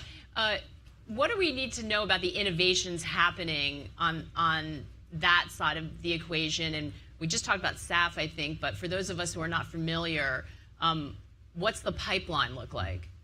No, it's a good question, and I think Haldane already touched on it a little bit. There are many different ways of making SAF today. So EcoCeres uses a pathway called HEFA, which is where we're using organic fats, oils, and greases, like used cooking oil from restaurants. That's one pathway, and we started producing that at industrial scale today, so that is available in planes today. Like, for example, we've recently done some work with British Airways in that sense. But that's not the only pathway. There are other ways of producing SAF. Another one is to convert alcohol to jet fuel. So that's an industry which is taking off in the US, pun intended, because the US has a lot of ethanol. And we are also part of that journey, because we are also developing how to convert agricultural waste, the cellulose in that, into alcohol. So I would say that's the technology for tomorrow. And then you have the technologies for the future. Some of those are gasification. You can gasify woody biomass. We're also working on that technology side. But then eventually we'll also get to using electricity to make fuel, like eSAF. So what I'm trying to paint here is a picture that there is no one way of making SAF. There are very many ways, but there are ways that you can deploy today while you start planning for the SAF of the future. I imagine that's very important because we're talking about a global industry, and so access to materials, I would imagine, varies. So it sounds like you're saying you can lean into the supply where you are. Is that right? That is exactly right. So there are parts of the globe that are maybe feedstock poor, but energy rich. So so depending on where you are in that spectrum, you use maybe your biomass, maybe you use your agricultural waste, but if you're energy rich, you're making eSAF. And look, jet fuel, there's only one standard. There's one specification globally. Flying is a global business. So we need global supply and global production to address this. Yeah, Haldane, go Maybe pick that just up. to add into that as well, and one of the other things that was a major consideration for us is that we could basically start replacing the current fossil jet fuel supply with sustainable aviation fuel bit by bit. It's a drop-in fuel. And so if you fly out of Los Angeles, if you fly out of San Francisco and many other airports worldwide, there will be a very small portion of SAF in your tank across the fleet. The important thing there is that we didn't have to replace aircraft. You know, we could use it in today's aircraft because we've got 25,000 jets flying around the world today. They're going to have a lifespan of 25 years, and we don't want to have to throw them away because we need a new type of energy supply. So being able to replace that bit by bit as supply comes on board, whilst keeping the current aircraft, the current fueling systems and everything else in place, but with a different type of fuel, that was really important. I could see a short-term and long-term economic challenge, perhaps, because adaptation first sometimes can be costly, and then if everyone's on board, you know, you commoditize it and push it down. I don't know if that's the dynamic that's at play here. What about adaptation? Do we have industry consensus, and both of you can address this, around that, or is this the case? Because when I'm a business reporter by trade, and whenever we talk about airlines, it's a thin profit margin, even though we don't feel it as customers maybe, but it's tough. You have to really watch your costs. It's demanding and competition is fierce. So how is that playing into this transition? Yeah, and this makes it quite challenging because depending on where in the world you buy it, SAF could be double the price of fossil jet fuel. It could be maybe 5x potentially. So you can see pretty quickly. So it is more expensive. It is right more expensive now. right now. Okay. I think it will always be more expensive because it's a better product, right? But the outcome of that is the adoption rates vary dramatically around the world. And even, let's take the United States as an example. Some airlines are pushing forward quite aggressively on it. Others are sitting back and saying, I'm going to let someone else figure out and solve the problem for me, right? There's a competitive dynamic there that says, if I take one step forward, that's great, that costs me, I'm decarbonizing.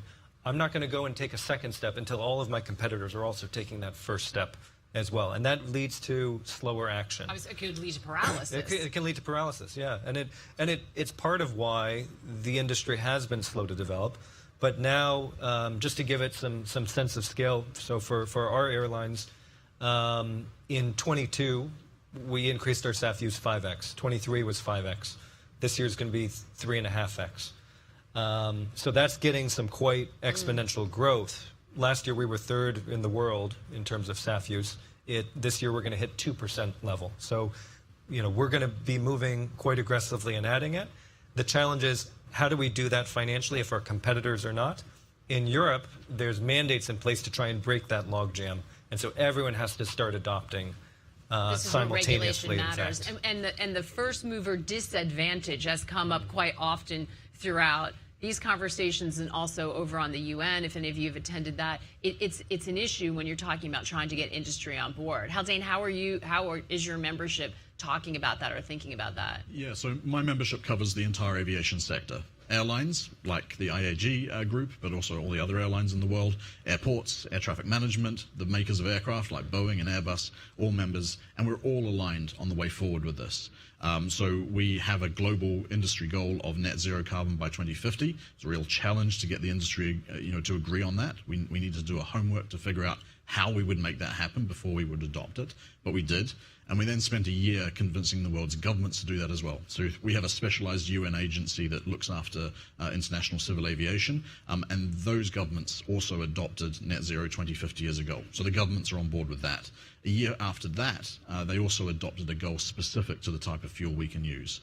So that really is where some of these global policy moves can start taking place. And that really sends a signal in an international sense to governments around the world to start thinking about the type of policy measures that they can put in place to help us with that transition. Because I think everybody recognizes we as industry can't do it by ourselves. We need that policy support in a range of different ways. This is a multilateral system. You have different opportunities and capabilities around the world as well in different countries. And so some of them will support in different ways. But that's a really important part of the process. It's complex. It's a complex matrix, the airline industry. Jeremy, does that help you in terms of development? I'm imagining, and when you're talking to investors or raising capital, to know that you have some forecast on demand must be incredibly important. Yes, absolutely. Policy is super important in this space. And I think the differences in policies, we talked about the mandate in Europe, that gives a lot of certainty in terms of demand. It's clear, it's 2% starting in January. That's great. You can start building your refineries, you can start investing towards that demand. In the United States, you have the Clean Fuel Producer Credit from the IRA. That gives financial incentives to produce the fuel. You could even have both. You could have a mandate and an incentive. Some parts of the world have a levy. Singapore's introducing a levy on passengers. But all of these signals help understand what the demand looks like, and therefore, to an extent, de-risk the investment in that sector. And they've been hugely successful. The uptake in SAF that Aaron mentioned has given the confidence to build. And we've seen it this year already. Prices have come off substantially because supply is ramping up.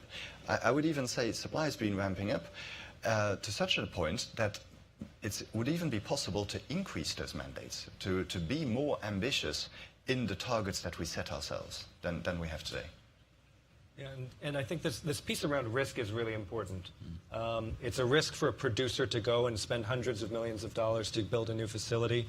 It's a risk for an airline to go and add tens or hundreds of millions of dollars to your cost base and to build that in. But I think the biggest risk of all is if you have inaction. If you don't do anything to decarbonize, you face potentially much worse. Just as a tangible example that finally has started to emerge, Last year in the Netherlands, the government decided to reduce the cap on how many flights were allowed to operate from Amsterdam Schiphol Airport. And the result of that was KLM, the home carrier there, had to all of a sudden go and look and say, well, with this in mind, we can't run our global network anymore. Some flights are going to have to reduce from 7 days a week to 6 or 5 days a week. And all of a sudden, these intercontinental connections that they're offering are broken. They're not possible anymore. And it can be a huge impact on their business. Now, that court decision or that government decision ended up getting overruled by a Dutch court, but that threat remains. If we don't take action voluntarily or regulatory, like we have going now, those implications could be far worse than just going and buying SAF. It could be, at some point you have to go and shrink your business by 100 aircraft and 10,000 employees, and that's a lot more costly. Yeah, well, there's always a future-proofing part of the conversation as well, right? In addition to the commitments, just makes good business sense at the end, especially if you're facing that. I guess that's where regulation can play a role in helping speed up some of the transition that's happening. Haldane, how is the industry working with partners and governments to make sure that that the transition can happen and that the regulations that are put in place can be met? Yeah, so I think this comes from a couple of different angles. First and most important one is making sure that regulations, when they're put in, are sensible and not just an easy win for a government. It's very easy for a government to put a mandate in, for example. It's almost just one line of legislative text and then they've done their job. The reality is you need to be able to support the supply build-up as well as the demand side as well. So as we've seen in the United States, there is a lot of support for SAF production and for renewable energy production as well on the incentive side. That's not going to be able to take place everywhere.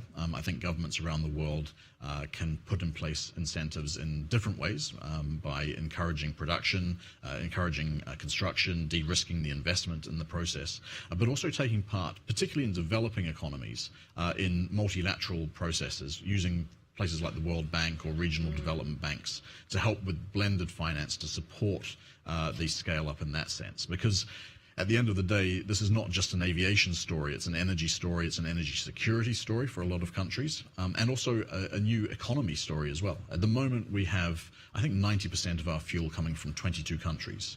SAF could be produced almost anywhere in the world and provide local green energy industries around the world as well. So there's a real opportunity that governments can look into there as well. Yeah, Jeremy, that's a great point because it is a new industry, and the fact that it can be deployed anywhere is a very different situation. Are you having conversations around that? And is there dual use to this energy as well? Yes, so absolutely. I strongly agree that this can become very local, but it can also be repurposing existing assets. So in the United States, a lot of petroleum refineries that were no longer economical have now been converted to renewable refineries. So you're converting grey jobs to green jobs in the same place, but you're reusing existing infrastructure. So I think that's very powerful. Some of the future technologies that I mentioned, they work on a hub and spoke basis. So you need lots of these local facilities to aggregate the feedstock, to make that product, to then convert it in sustainable aviation fuel at major hubs. So that is part of it. It is dual purpose because a lot of these refineries can also make renewable diesel. So they can play a role in decarbonizing road traffic today while preparing for decarbonized aviation in the future. So there is that play. As road electrifies, it gives the opportunity to have more going into the aviation because, well, aviation, it's going to be a long, long time before aviation electrifies. I think that's great. So as we begin to wrap up, what is a message that you would like to leave the audience with? And I'm really struck, Aaron, when you were talking about the consumer element of it. That seems like the industry is aligned for the most part in making progress, but maybe the general public might be part of the equation that needs to come along too. Yeah, absolutely. I mean, I think that's what we're trying to do as an industry is making it awareness for the public, but also making it actionable, right?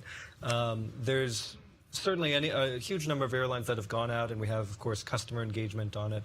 For us, it's a big piece to go and have customers be able to engage with it and be able to make informed decisions at time of booking.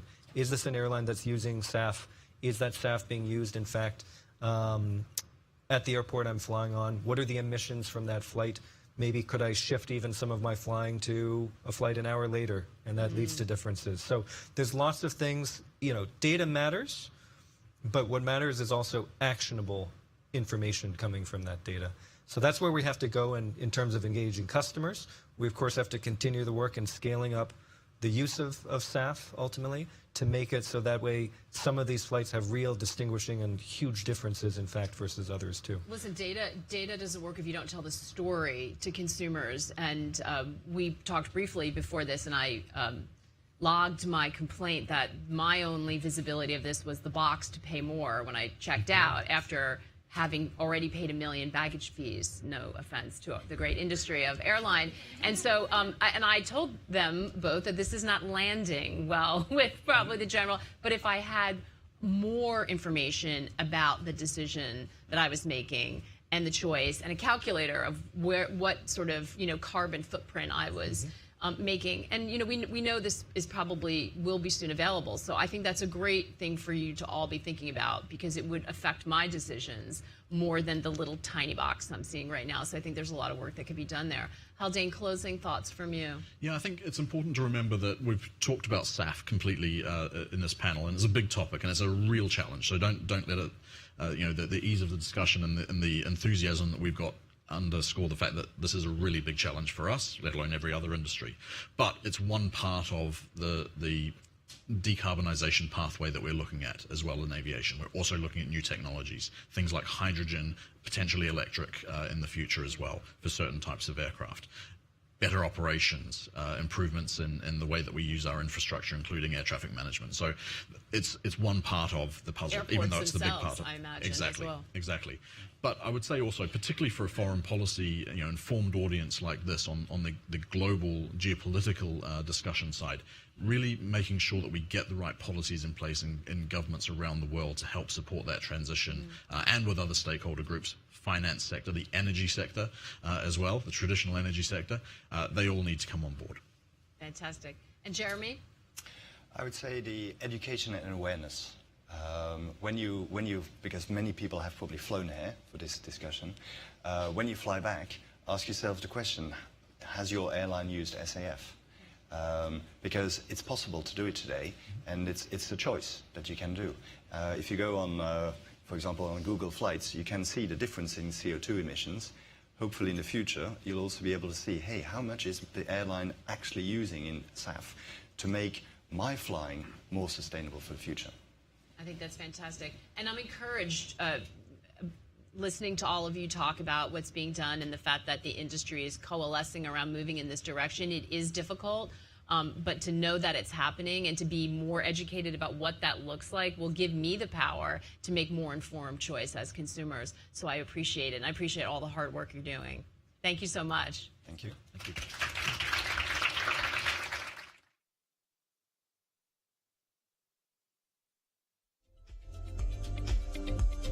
Please welcome Chanaka Wickramasuriya, Chief of Party of the USAID-funded Sri Lanka Energy Program, and our moderator, Alison Carlson, for a conversation on unlocking capital for the energy transition in low and middle income countries.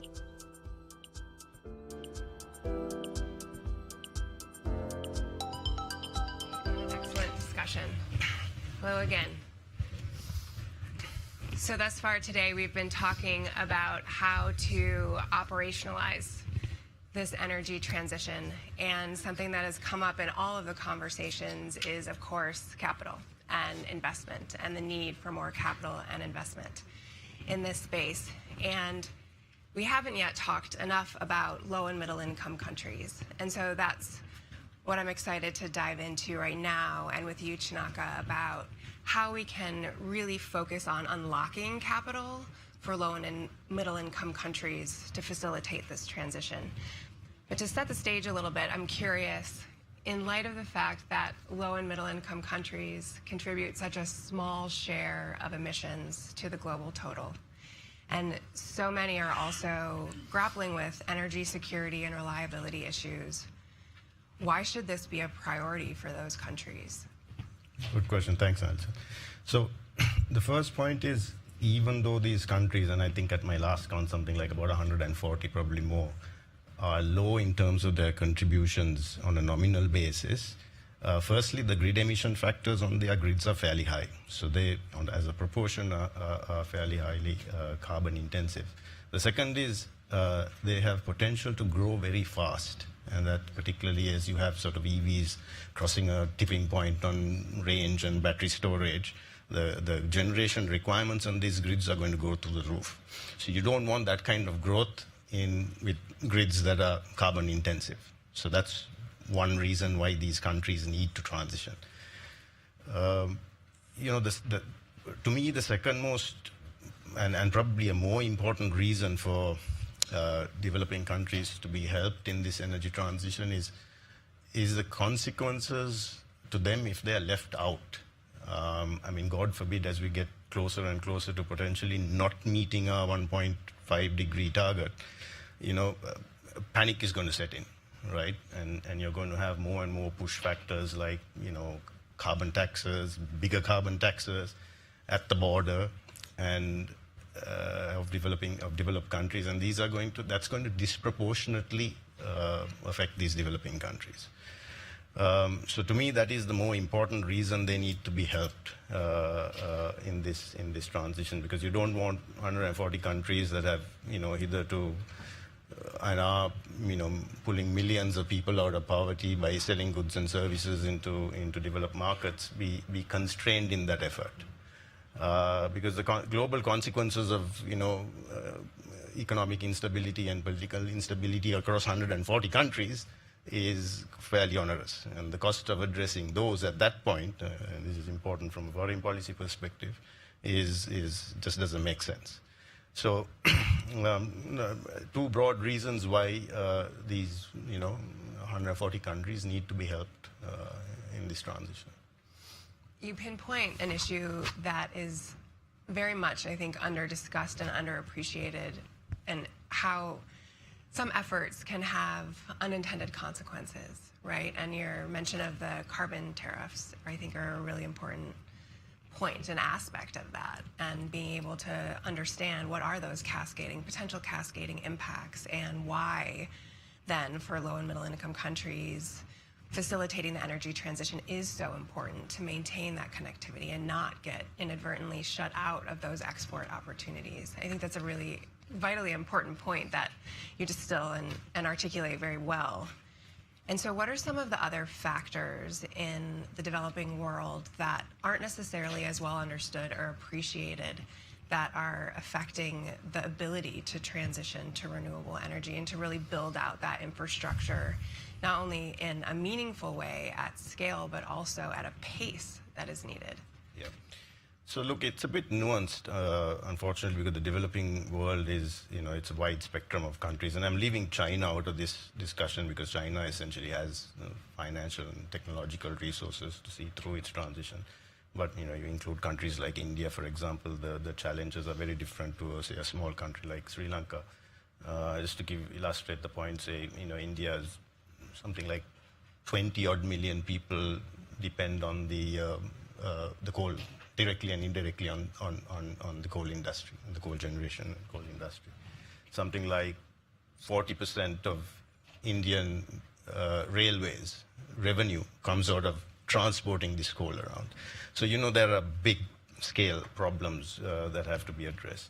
Smaller countries, the problems are less onerous and easier, quite frankly, and doesn't cost a lot of money to address. And that's largely about preparing their grids, to manage the variability of and intermittency of renewables, de-risking their energy architecture by better, stronger legislation to, minimize political interference on tariff setting, and stuff like that. That, arguably doesn't cost a lot of money. give us $1 billion and you can fix the grids across so many countries. That will in turn unlock multiple billions of dollars of private capital into these countries. So it doesn't require a lot in terms of preparing those grid architectures for the necessary investment, private sector investment. Some countries like India, as I explained, is different. It needs some capital to do that. But I think what is important is that these countries need, at least a tiny sliver of concessionary capital to bring the risk premiums down, to bring the blended cost of finance down. First, you bring the risk premiums down by improving the grid architecture legislatively and technically. And second, you bring the cost of capital down by with a little bit of concessional financing. That, in turn, does something very important, which is it brings about an equation of the levelized cost of renewables against the existing entrenched fossil fuel costs. So that's an important, paradigm to sort of keep note of. Sri Lanka is a good example. Today, if you look at the levelized cost of, firm power, solar plus battery storage, or even wind plus battery storage for that matter, that is actually cheaper than its cost of fossil fuels, where the capital cost is already sunk because legacy plants. So that's the kind of no-brainer that you have here, subject to being able to bring those capital risk premiums down to a level that equates those levelized costs. So again, easy fixes. It doesn't take a lot of money to do that, my proposition is it should be done. To pick up on a few of those points, and I think you note the mechanisms that are really important, and I'm wondering a little bit more about kind of the enabling frameworks to really attract that foreign investment, foreign capital that is lower cost and patient. You mentioned concessionary financing, which is definitely a component of that.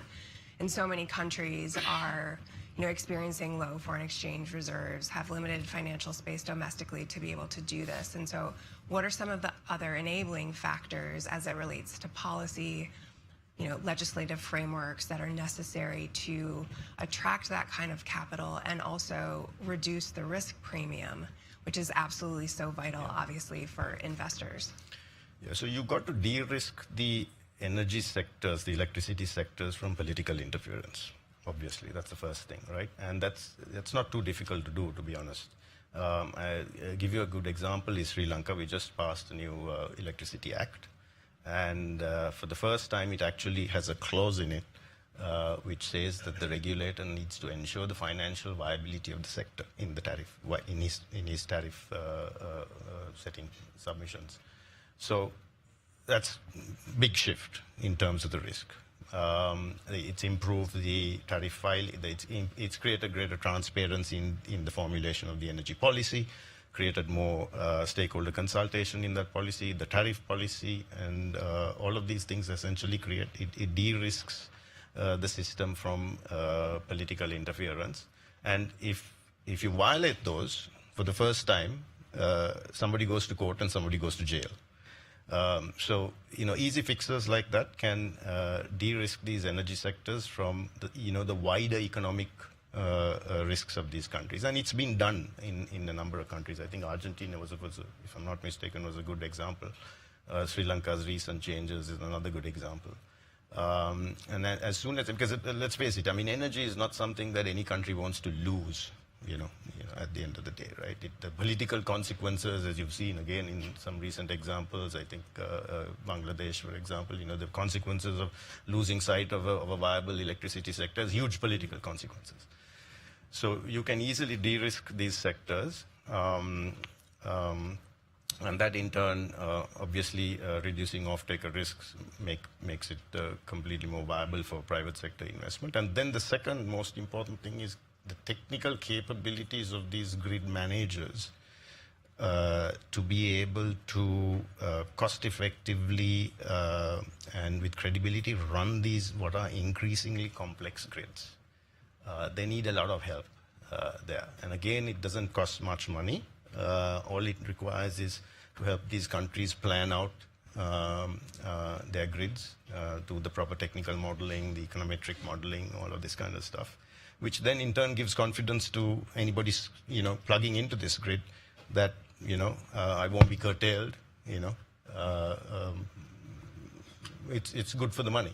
Absolutely, and I think you raise a very important point about that technical capacity at a local level, which is, opportunities for job creation and expansion of the local economy, but those skills are absolutely vital and necessary to enable that transition. And so, very briefly, I know we're up and we're over time, but what are some of the kind of partnerships that are vital to that capacity development that will be absolutely critical to enabling the transition? Right. So the multilaterals need to do more. They are doing a lot for us. Sri Lanka is a good example where multilaterals have got involved, USAID, ADB, World Banks, etc., working very well collaboratively to help in this transition. So that's a good example of what can be done and should be done more of. I do submit that we need a little bit more of that concessional, tiny slivers of concessional financing to bring the blended cost down. And you can start thinking of various architectures through which to do that, create debt funds and stuff like that to help these countries. Because you need to create an environment where you, competitive bidding, obviously, through competitive bidding, you want to create an environment where you attract more and more players and bring the cost down. And again, there are plenty of examples of this. I think it was Seychelles where they did a very successful program of getting more and more bidders into the fray, and that brings the cost down. And that in it creates a virtuous cycle because it brings your tariffs down, it's politically more palatable, so it creates a virtuous cycle. So again, tiny bit of money can unlock a lot more. And the factors contributing to that, I think you've laid out very well. We are over time and we'll need to go, but I would be absolutely remiss if I did not ask you quickly about your take on the elections from this past weekend and how that will either facilitate or inhibit this transition. It'll facilitate, and I'll tell you, and here's a fun fact. We had a sort of arguably leftist president take office, 72 hours ago, and the markets rallied. So I don't know whether this is the first time in human history where a leftist president has taken over when the markets went up. So I'd like somebody to check that and let me know. But here's the good news, and that is good news, but here's more good news, is that he has made it very clear that Sri Lanka should exploit its renewable resources to the hilt.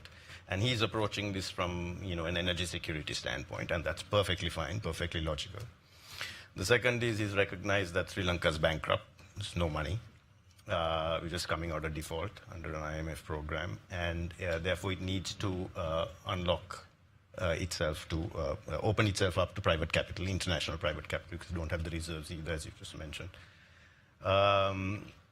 And the third is he's come on a platform of good governance and anti-corruption, which is probably why the markets rallied. So I think that's an important sign of how much good governance is important to even markets, private markets. And therefore, he's committed to open competitive procurement. So 3 reasons why I think energy transition is in good hands. It's a great case study. Well, thank you. And thank you for sharing all of your insights with us today. Pleasure to chat with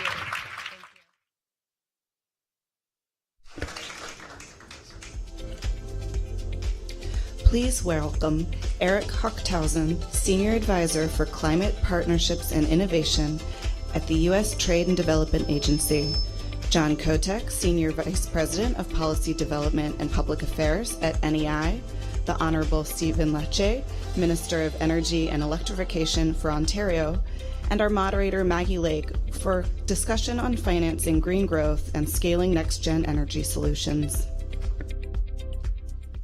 Hi again, everyone. I am going to cheat my chair a little bit. Hopefully I'm not blocking anyone's camera so I can see everyone. So we're going to talk about the most interesting thing today, and that is the money and the financing. Because if we don't get that right, none of this happens. So it's really important to dig in. So thank you all for being here and talking about it. And what happens once we get the money and how to make sure it is effectively used, I think is fair to say. So, John, why don't you kick us off? And as we're looking at this transition, we heard a lot about legislation and really hopeful forward momentum, and we know that I know especially that there's a lot of investor interest in this generally. Where are we, though, when it comes to the financing versus the demand and the need? Yeah. So from where I sit with the nuclear energy industry, first of all, to your question about demand, the demand uptick just over the last year has just been remarkable, right? So I'm sure folks have seen the Grid Strategies report, which really started shining a light on this issue late last year, where they talked about the need for 38 gigawatts of new generation by 2028 after decades of flat growth.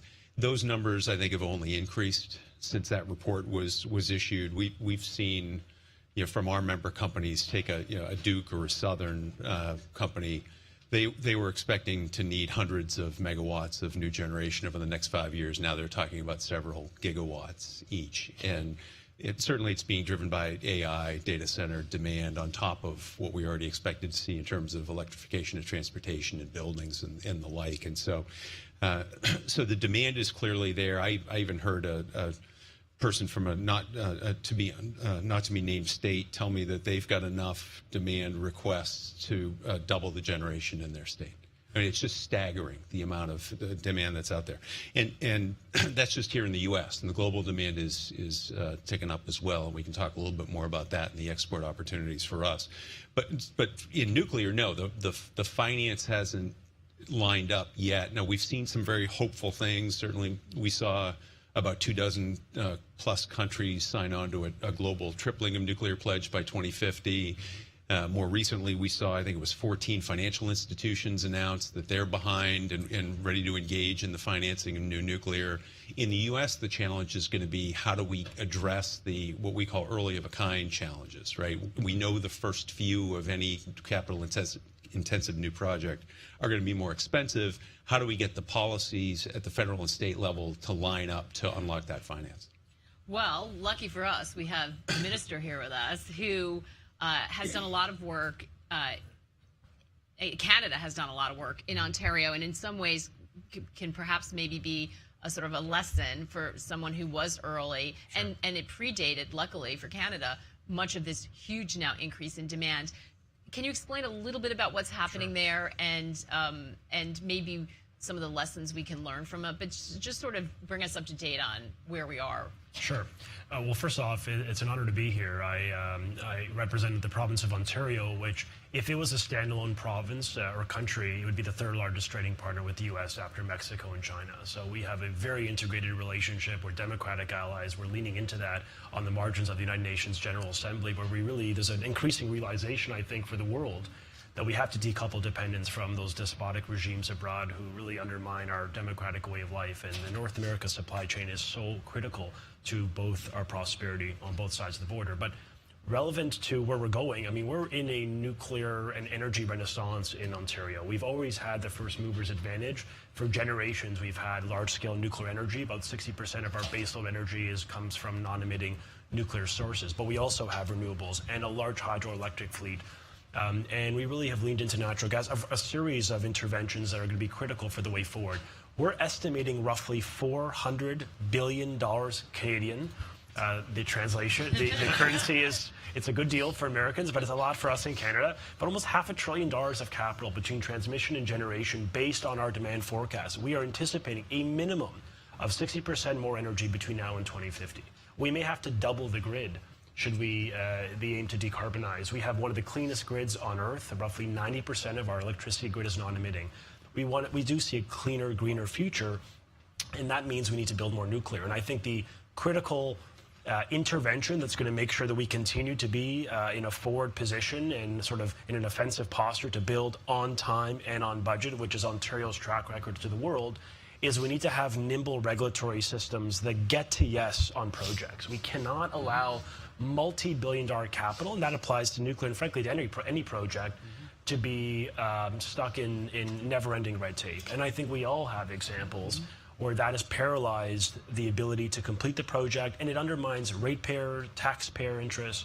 And so Ontario has a very effective system in place where we've been able to do large-scale refurbishments, as well as the first in the G7, the first mover's advantage, because we're building the small modular reactor in Ontario that is on time and on budget. And so we want to emphasize that to the world, because that's not I don't think that's very normal to be on time and on budget in this space, but we've been doing it in large scale, gigawatt. We've been doing it with SMRs, and we're proud of that, and we're proud of the U.S.-Canada relationship too. A lot of conversations about SMRs happening this week. It's certainly the conversations I've been in.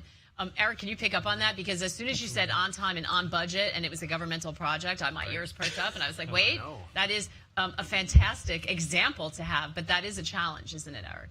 Sure, absolutely. But one of the things that we can do, so let me just say a little bit about who we are. Yes. At U.S. Trade and Development Agency, we're an agency of the U.S. government that's focused on supporting development of sustainable infrastructure in developing and middle-income countries. And we do that.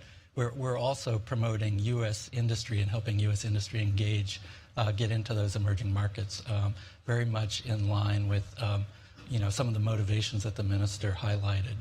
And on SMRs, for example, we're supporting a FEED study, a front-end engineering and design study in Romania that can help SMRs get into that market. We're doing that in Indonesia as well. So we're seeing a lot of interest in SMRs, but also all sorts of other kinds of clean energy technology. We pride ourselves on being an agile, fast-moving agency to help to get the project pipeline moving. So that's what we do. So very interesting already in the conversation, and again, I think this is a theme throughout the entire week, is we are talking about financing, but we are also talking about national security. We are talking about trade as built into this. It is not one topic about financing energy. John, is that helpful? And what are some of the policies that you see or examples that we can all look at to help understand how to move this with the speed we need to meet the demand you just laid out, which when you're talking about doubling capacity and grid, that is mind-blowing. Right. No, it really is. And when you look at the scale of build-out of new nuclear that we might see, right, it's going to take a really strong set of tools. In an earlier conversation, we heard Bill Nye talk about concerns he has about, if we went from today's 400-plus nuclear reactors to 100 times as many. I do want to address that because it ties into this conversation. I think that's really why we want countries like the U.S. and Canada and our allies at the lead of this global expansion, because we know we're going to see many times more nuclear power plants built around the world than we have today. It's the U.S. that led the formation of things like the International Atomic Energy Agency that has done such a great job of ensuring that the use of nuclear power around the world is done responsibly. And I think we're going to want to ensure that we are positioned to lead in the build out of that next generation of nuclear designs around the world, so that it's our norms and standards when it comes to non-proliferation, nuclear safety, and the like, that really become the global standards, right? And so to do that, in the U.S., we're going to need to address the challenge I mentioned earlier about the first of a kind, right? We know the first few are going to cost more. How do we give confidence to investors, plant owners, the financial community that there's going to be appropriate risk sharing to buy down those first of a kind costs so that we can get to a steady program of new build? Because we know from experience, when you get to that steady program of new build and a stable regulatory environment, you can start building on time, on budget. We saw our friends in Japan building large light water reactors in less than 5 years from first concrete to initial operation. It can be done. We can do it in North America and beyond if we just get to the point where we're actually doing it at scale and repeatedly. But we're going to need tools in the U.S. As I mentioned earlier, state and federal policies. We can talk about that in more detail later if you'd like. We're also going to need export finance tools, right? And so the work that TDA does, the Export-Import Bank, Development Finance Corporation, all of them, if we give them a stronger toolkit, that will magnify their reach. That will increase our ability to, again, be leading globally in the build out of this technology and to ensure that it's done safely and responsibly and also benefits the countries of North America and others who were involved in that build out. Yeah. Minister, you have to make sure it benefits the places where this is going as well. And I think we just talked about the aviation industry, that sort of end point being important, the conversation with consumers, the conversation with communities. For a long time, any of these intensive capital builds, whether you're talking about transmission or refitting plants, people may get on board understanding that there has to be new technologies and these energies to meet the demand, but then they don't want it in my backyard, right? That was a very, very prominent issue, still is, when we're talking about refining capacity, anything that's necessary for that, especially for the last mile. What lessons can we learn? What was the experience like in Ontario, and what can we take away from that key part of it?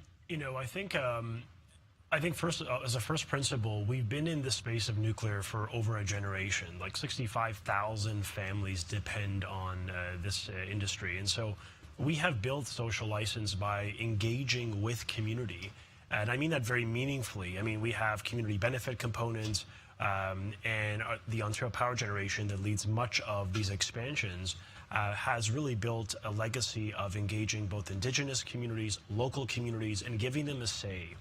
And as well as incentivizing them to get to yes on projects. There's community benefit clauses that are built into our system. We've also made sure that we're instilling a sense of pride within our energy space, particularly nuclear among others, within our education system, that K-12 system, to create pathways for young children, particularly girls, to enter into science with an emphasis on nuclear. So at an early age, we're educating young people about the promise of a non-emitting sources of energy and Canada's reputation in the world as a positive, collaborative, democratic ally in that respect. But we've also ensured community have a say. And we've announced, for example, I announced just a month ago, the largest competitive energy procurement in Canadian history, roughly 5,000 megawatts of energy. That represents roughly 5 million homes could be powered of that. And one of the new policy regimes we put in place was a requirement that local communities have to have a support resolution from their council, which some would argue, oh my goodness, you're making it more difficult to get to yes. But the opposite is true when a government, in this case in Toronto or in DC or in Albany, imposes their will on local communities without consent. It actually creates more consternation. It undermines public trust. So I think the democratic will of communities should be involved. And there's a way to do it, because we've built large-scale nuclear. We're now refurbishing our Darlington nuclear reactor, roughly 4,000 megawatts there. Pickering, a nuclear reactor, and extending that for another 2,000 megawatts. And we're going to be building net new, the largest of its kind on the continent, over 5,000 megawatts at Bruce C. So across the board, we're leaning in. And we're engaging community, we're giving them the incentives, and we're giving them a say. And I think that's really important as we seek to build net new nuclear and energy expansion. That'll be critical to our success. Eric, this must mimic some of what you experience when you're going around the world, getting community buy-in, as well as making sure that you have the adequate, as John mentioned, toolbox to get the projects up and running, get a yes from the communities that they're in, and be able to move quickly. Yeah, that's really important to have community engagement. One of the roles that we play is supporting environmental and social impact assessments for the infrastructure projects. So one of the key roles that we play is turning a project concept into a bankable, financeable infrastructure project.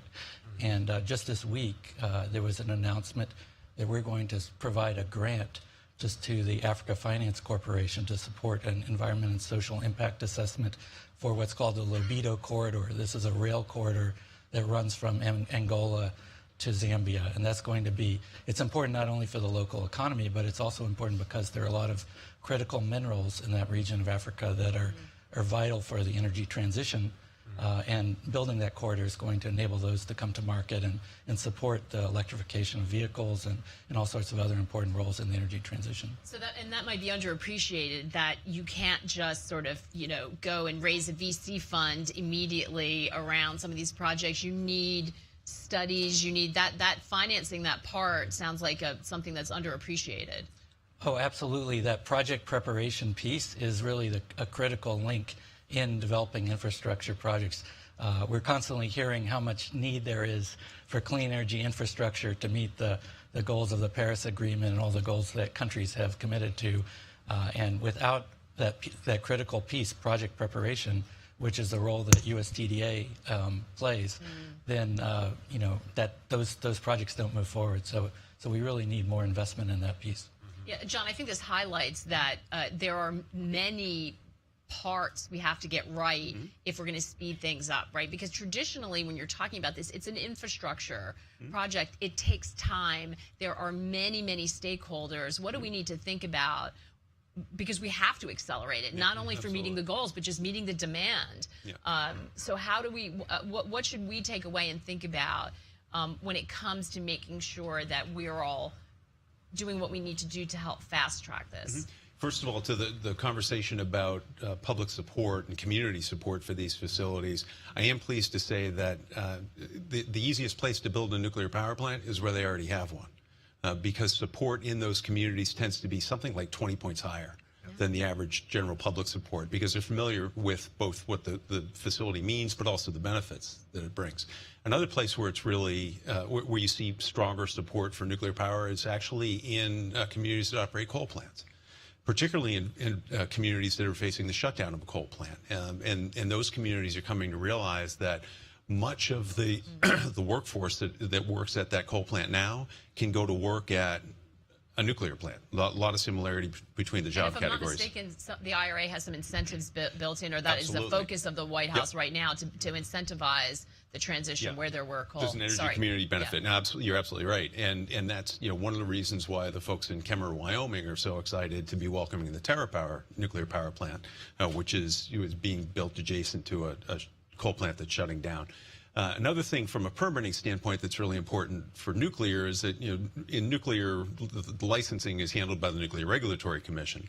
And I'm pleased to say we've seen very strong bipartisan support in Congress for things like the ADVANCE Act, which have instituted some very essential reforms at the NRC, both in terms of the way they do business here, but it's also unlocking the ability for them to work more cooperatively internationally.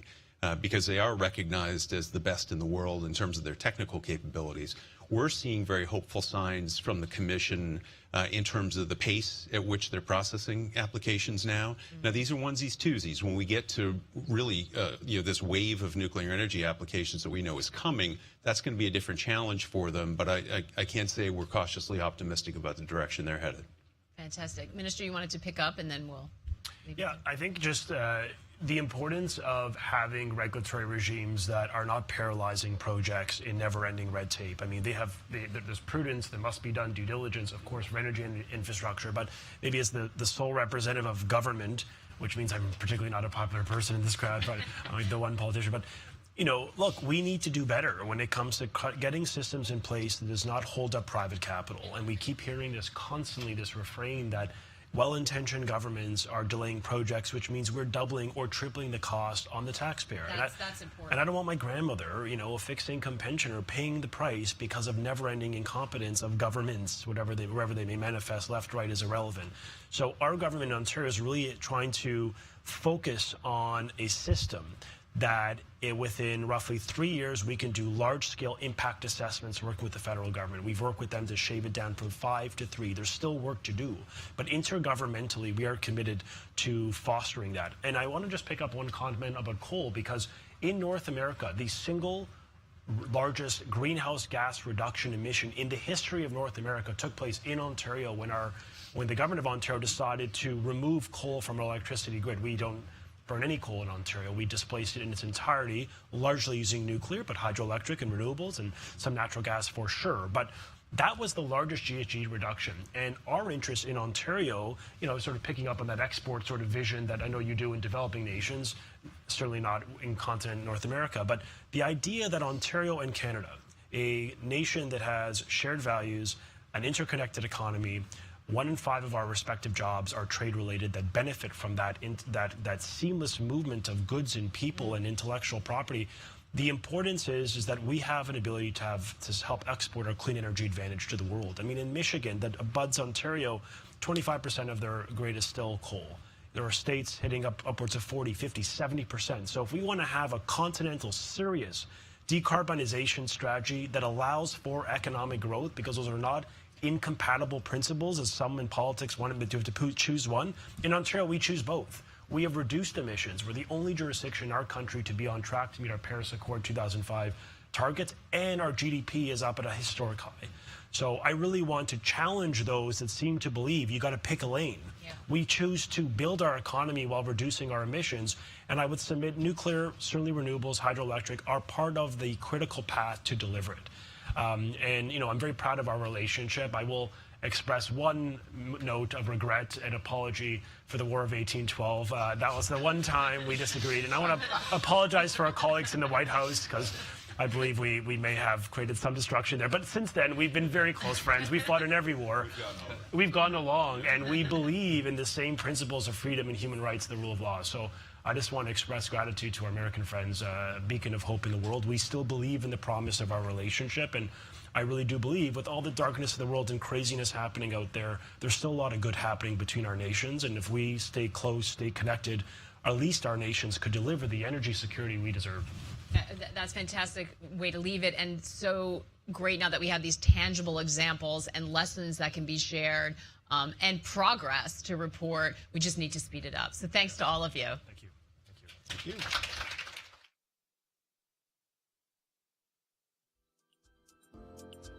Please welcome Woo-Chung the CEO of the Global Energy Alliance for People and Planet, and Foreign Policy's Andrew Solinger for a fireside chat on building energy resilience to withstand global shocks.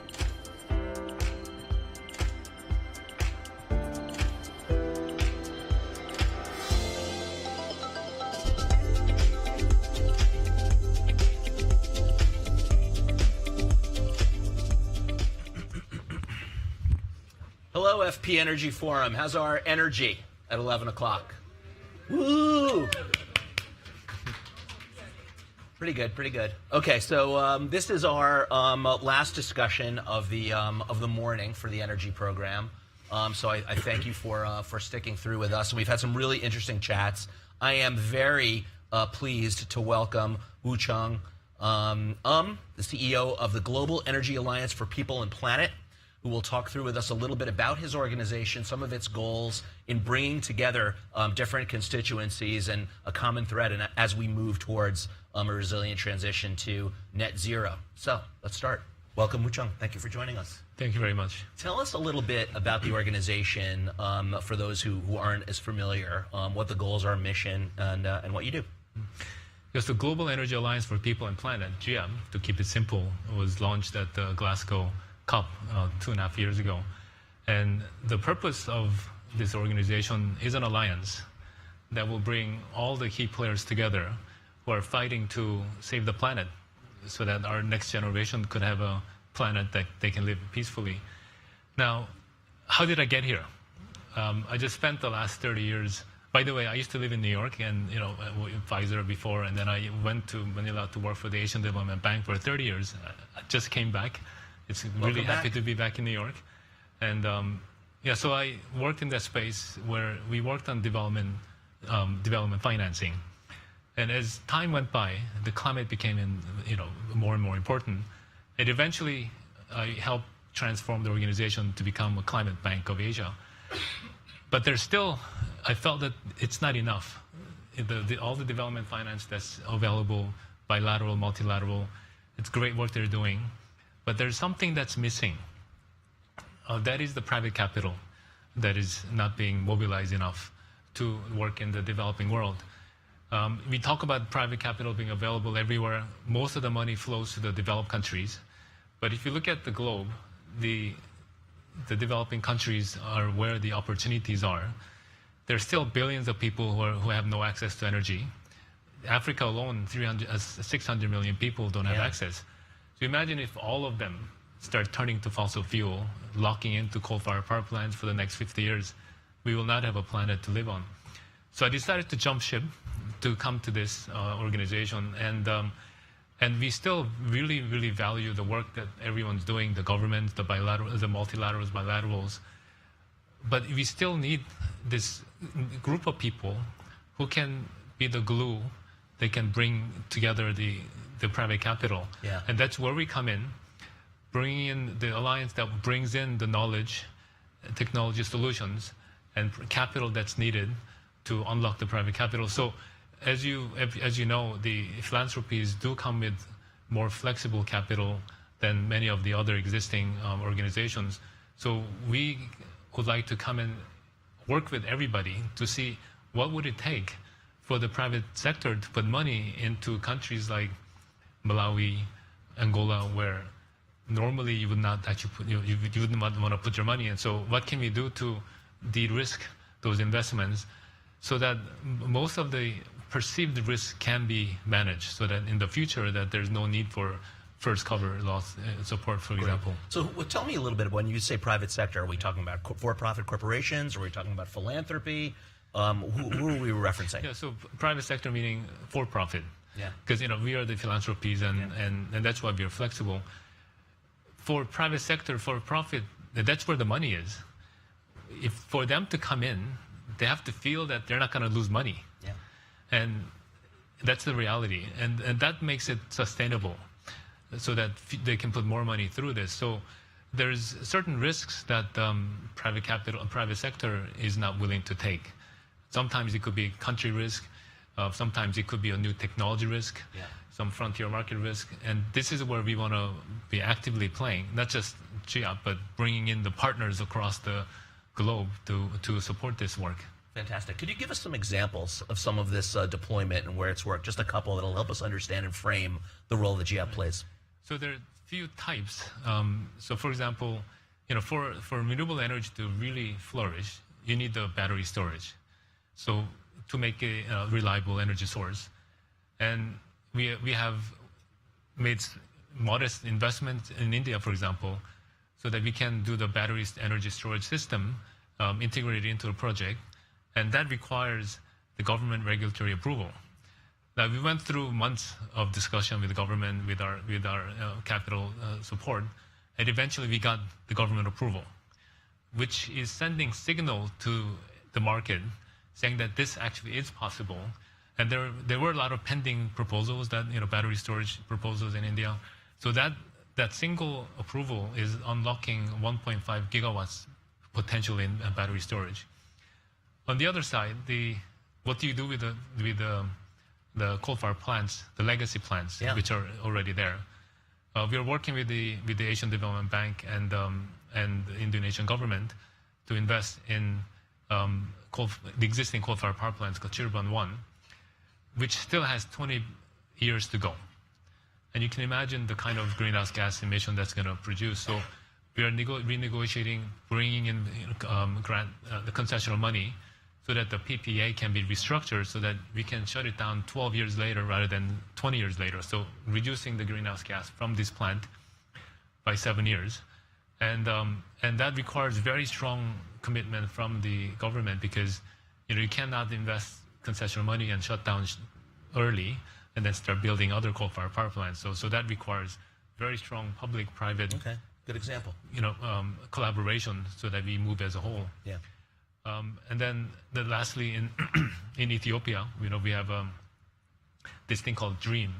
It's a distributed renewable energy for agriculture modality. So going after people who can benefit from this renewable energy. So, this is deploying capital to support the agriculture farmers, so that they can raise capital, so that they can deploy solar-powered irrigation systems, so that they can have a green power fueling the irrigation, so that they can produce food for themselves and for the market in a clean way.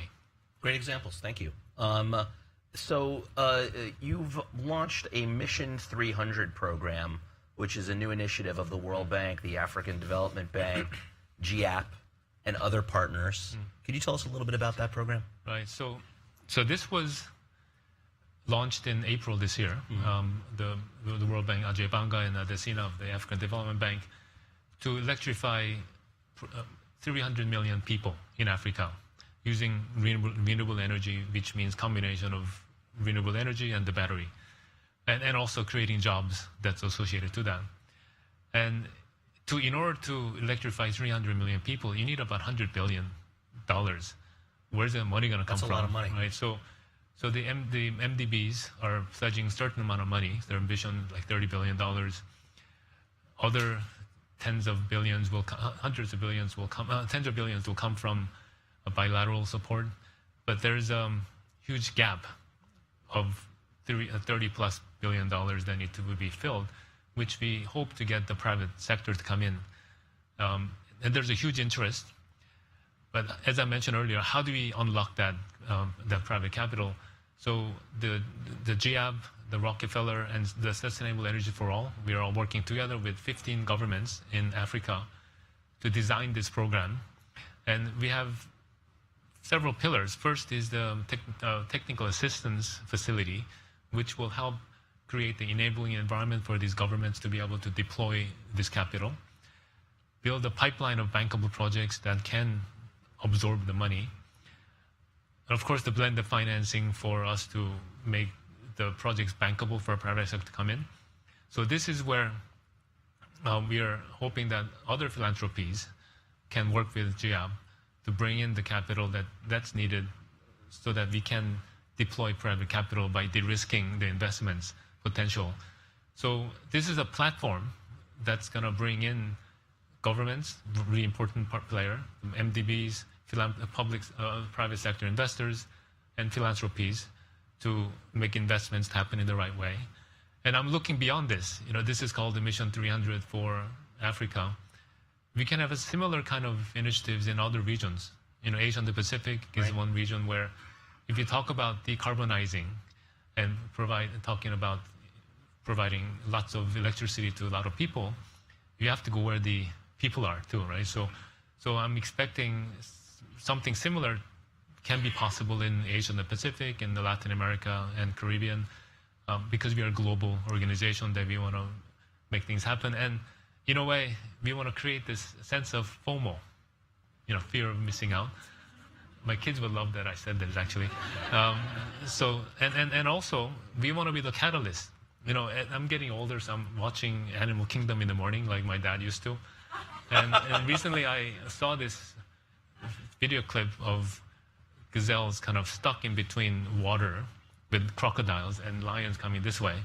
And the only way for them to survive is to cross over through the water, across through the crocodiles.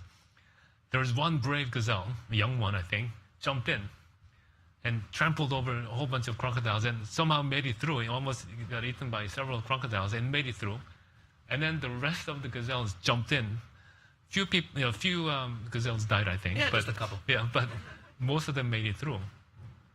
We want to be that gazelle that jumped in. I don't know whether that gazelle jumped on his own or somebody pushed him in, but whatever the reason, we want to be the pioneer in creating this environment where people think it's not as risky as you think. Yeah. If you want the group to survive. Yeah. So our humanity needs these brave souls to be able to cross over without the crocodiles in our case. And that's a great analogy. And then, of course, there's the other analogy that the other gazelles that jump in don't have to be the fastest gazelle. Right. They just have to be faster than the last gazelle or last couple of gazelles. Right. That's really great. And we're almost at, I love that analogy, by the way, and I love the role that you're playing in being the pioneer to show everyone that the water's safe to cross.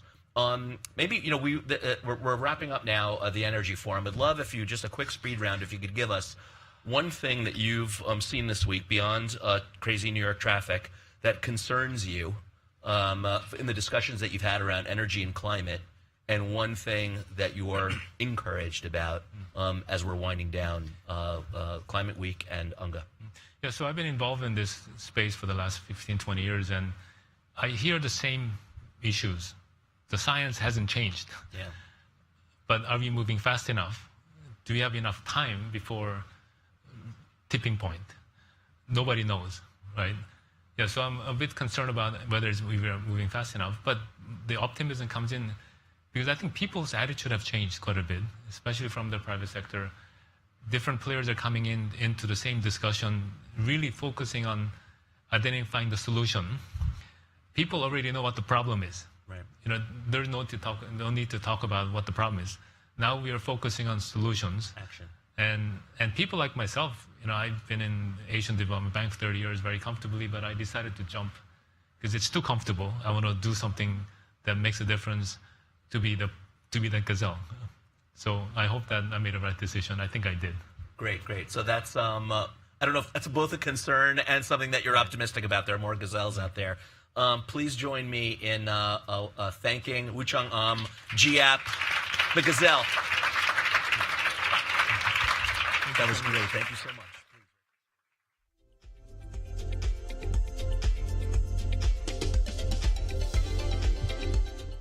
That is a wrap on our Energy Forum. I just had a couple of notes here I wanted to say. First of all, I wanted to thank all of you here in the room and the folks who are tuning in on TV digitally for being here, for being an excellent audience. We really appreciate that and enthusiastic. I, of course, want to thank our partners who made all of this possible. You heard from several of them today. American Clean Power, Capital Power, Chemonics, EcoSeries, and NEI, Nuclear Energy Institute. We are serving lunch now. Please join us for a little bit of lunch in the networking lounge. We're going to be coming back in about half an hour. Is that right? Ish? 1 hour? For our Food Plus Forum, our Food Security Forum, which is an outstanding program. I'll be closing out that program with an interview with Andrew Zimmern, who's a famous chef. It'll be very entertaining, almost as entertaining as Bill Nye. I want to ask a really quick question. Did anyone subscribe while we were here talking? All raising your hands? Please think about it. And even better still, take out a subscription for your organization. That would be super helpful and make your organization smarter. And also, if you're interested in partnering with us, exploring how we work with some of the partners that we're with here today, come see us. We're going to be at COP in Baku in the week of November 11th, and also doing a lot of roundtables, closed-door roundtables, and a public program there, and we'd love to talk to you about that. So thanks so much. Really appreciate it. Enjoy lunch.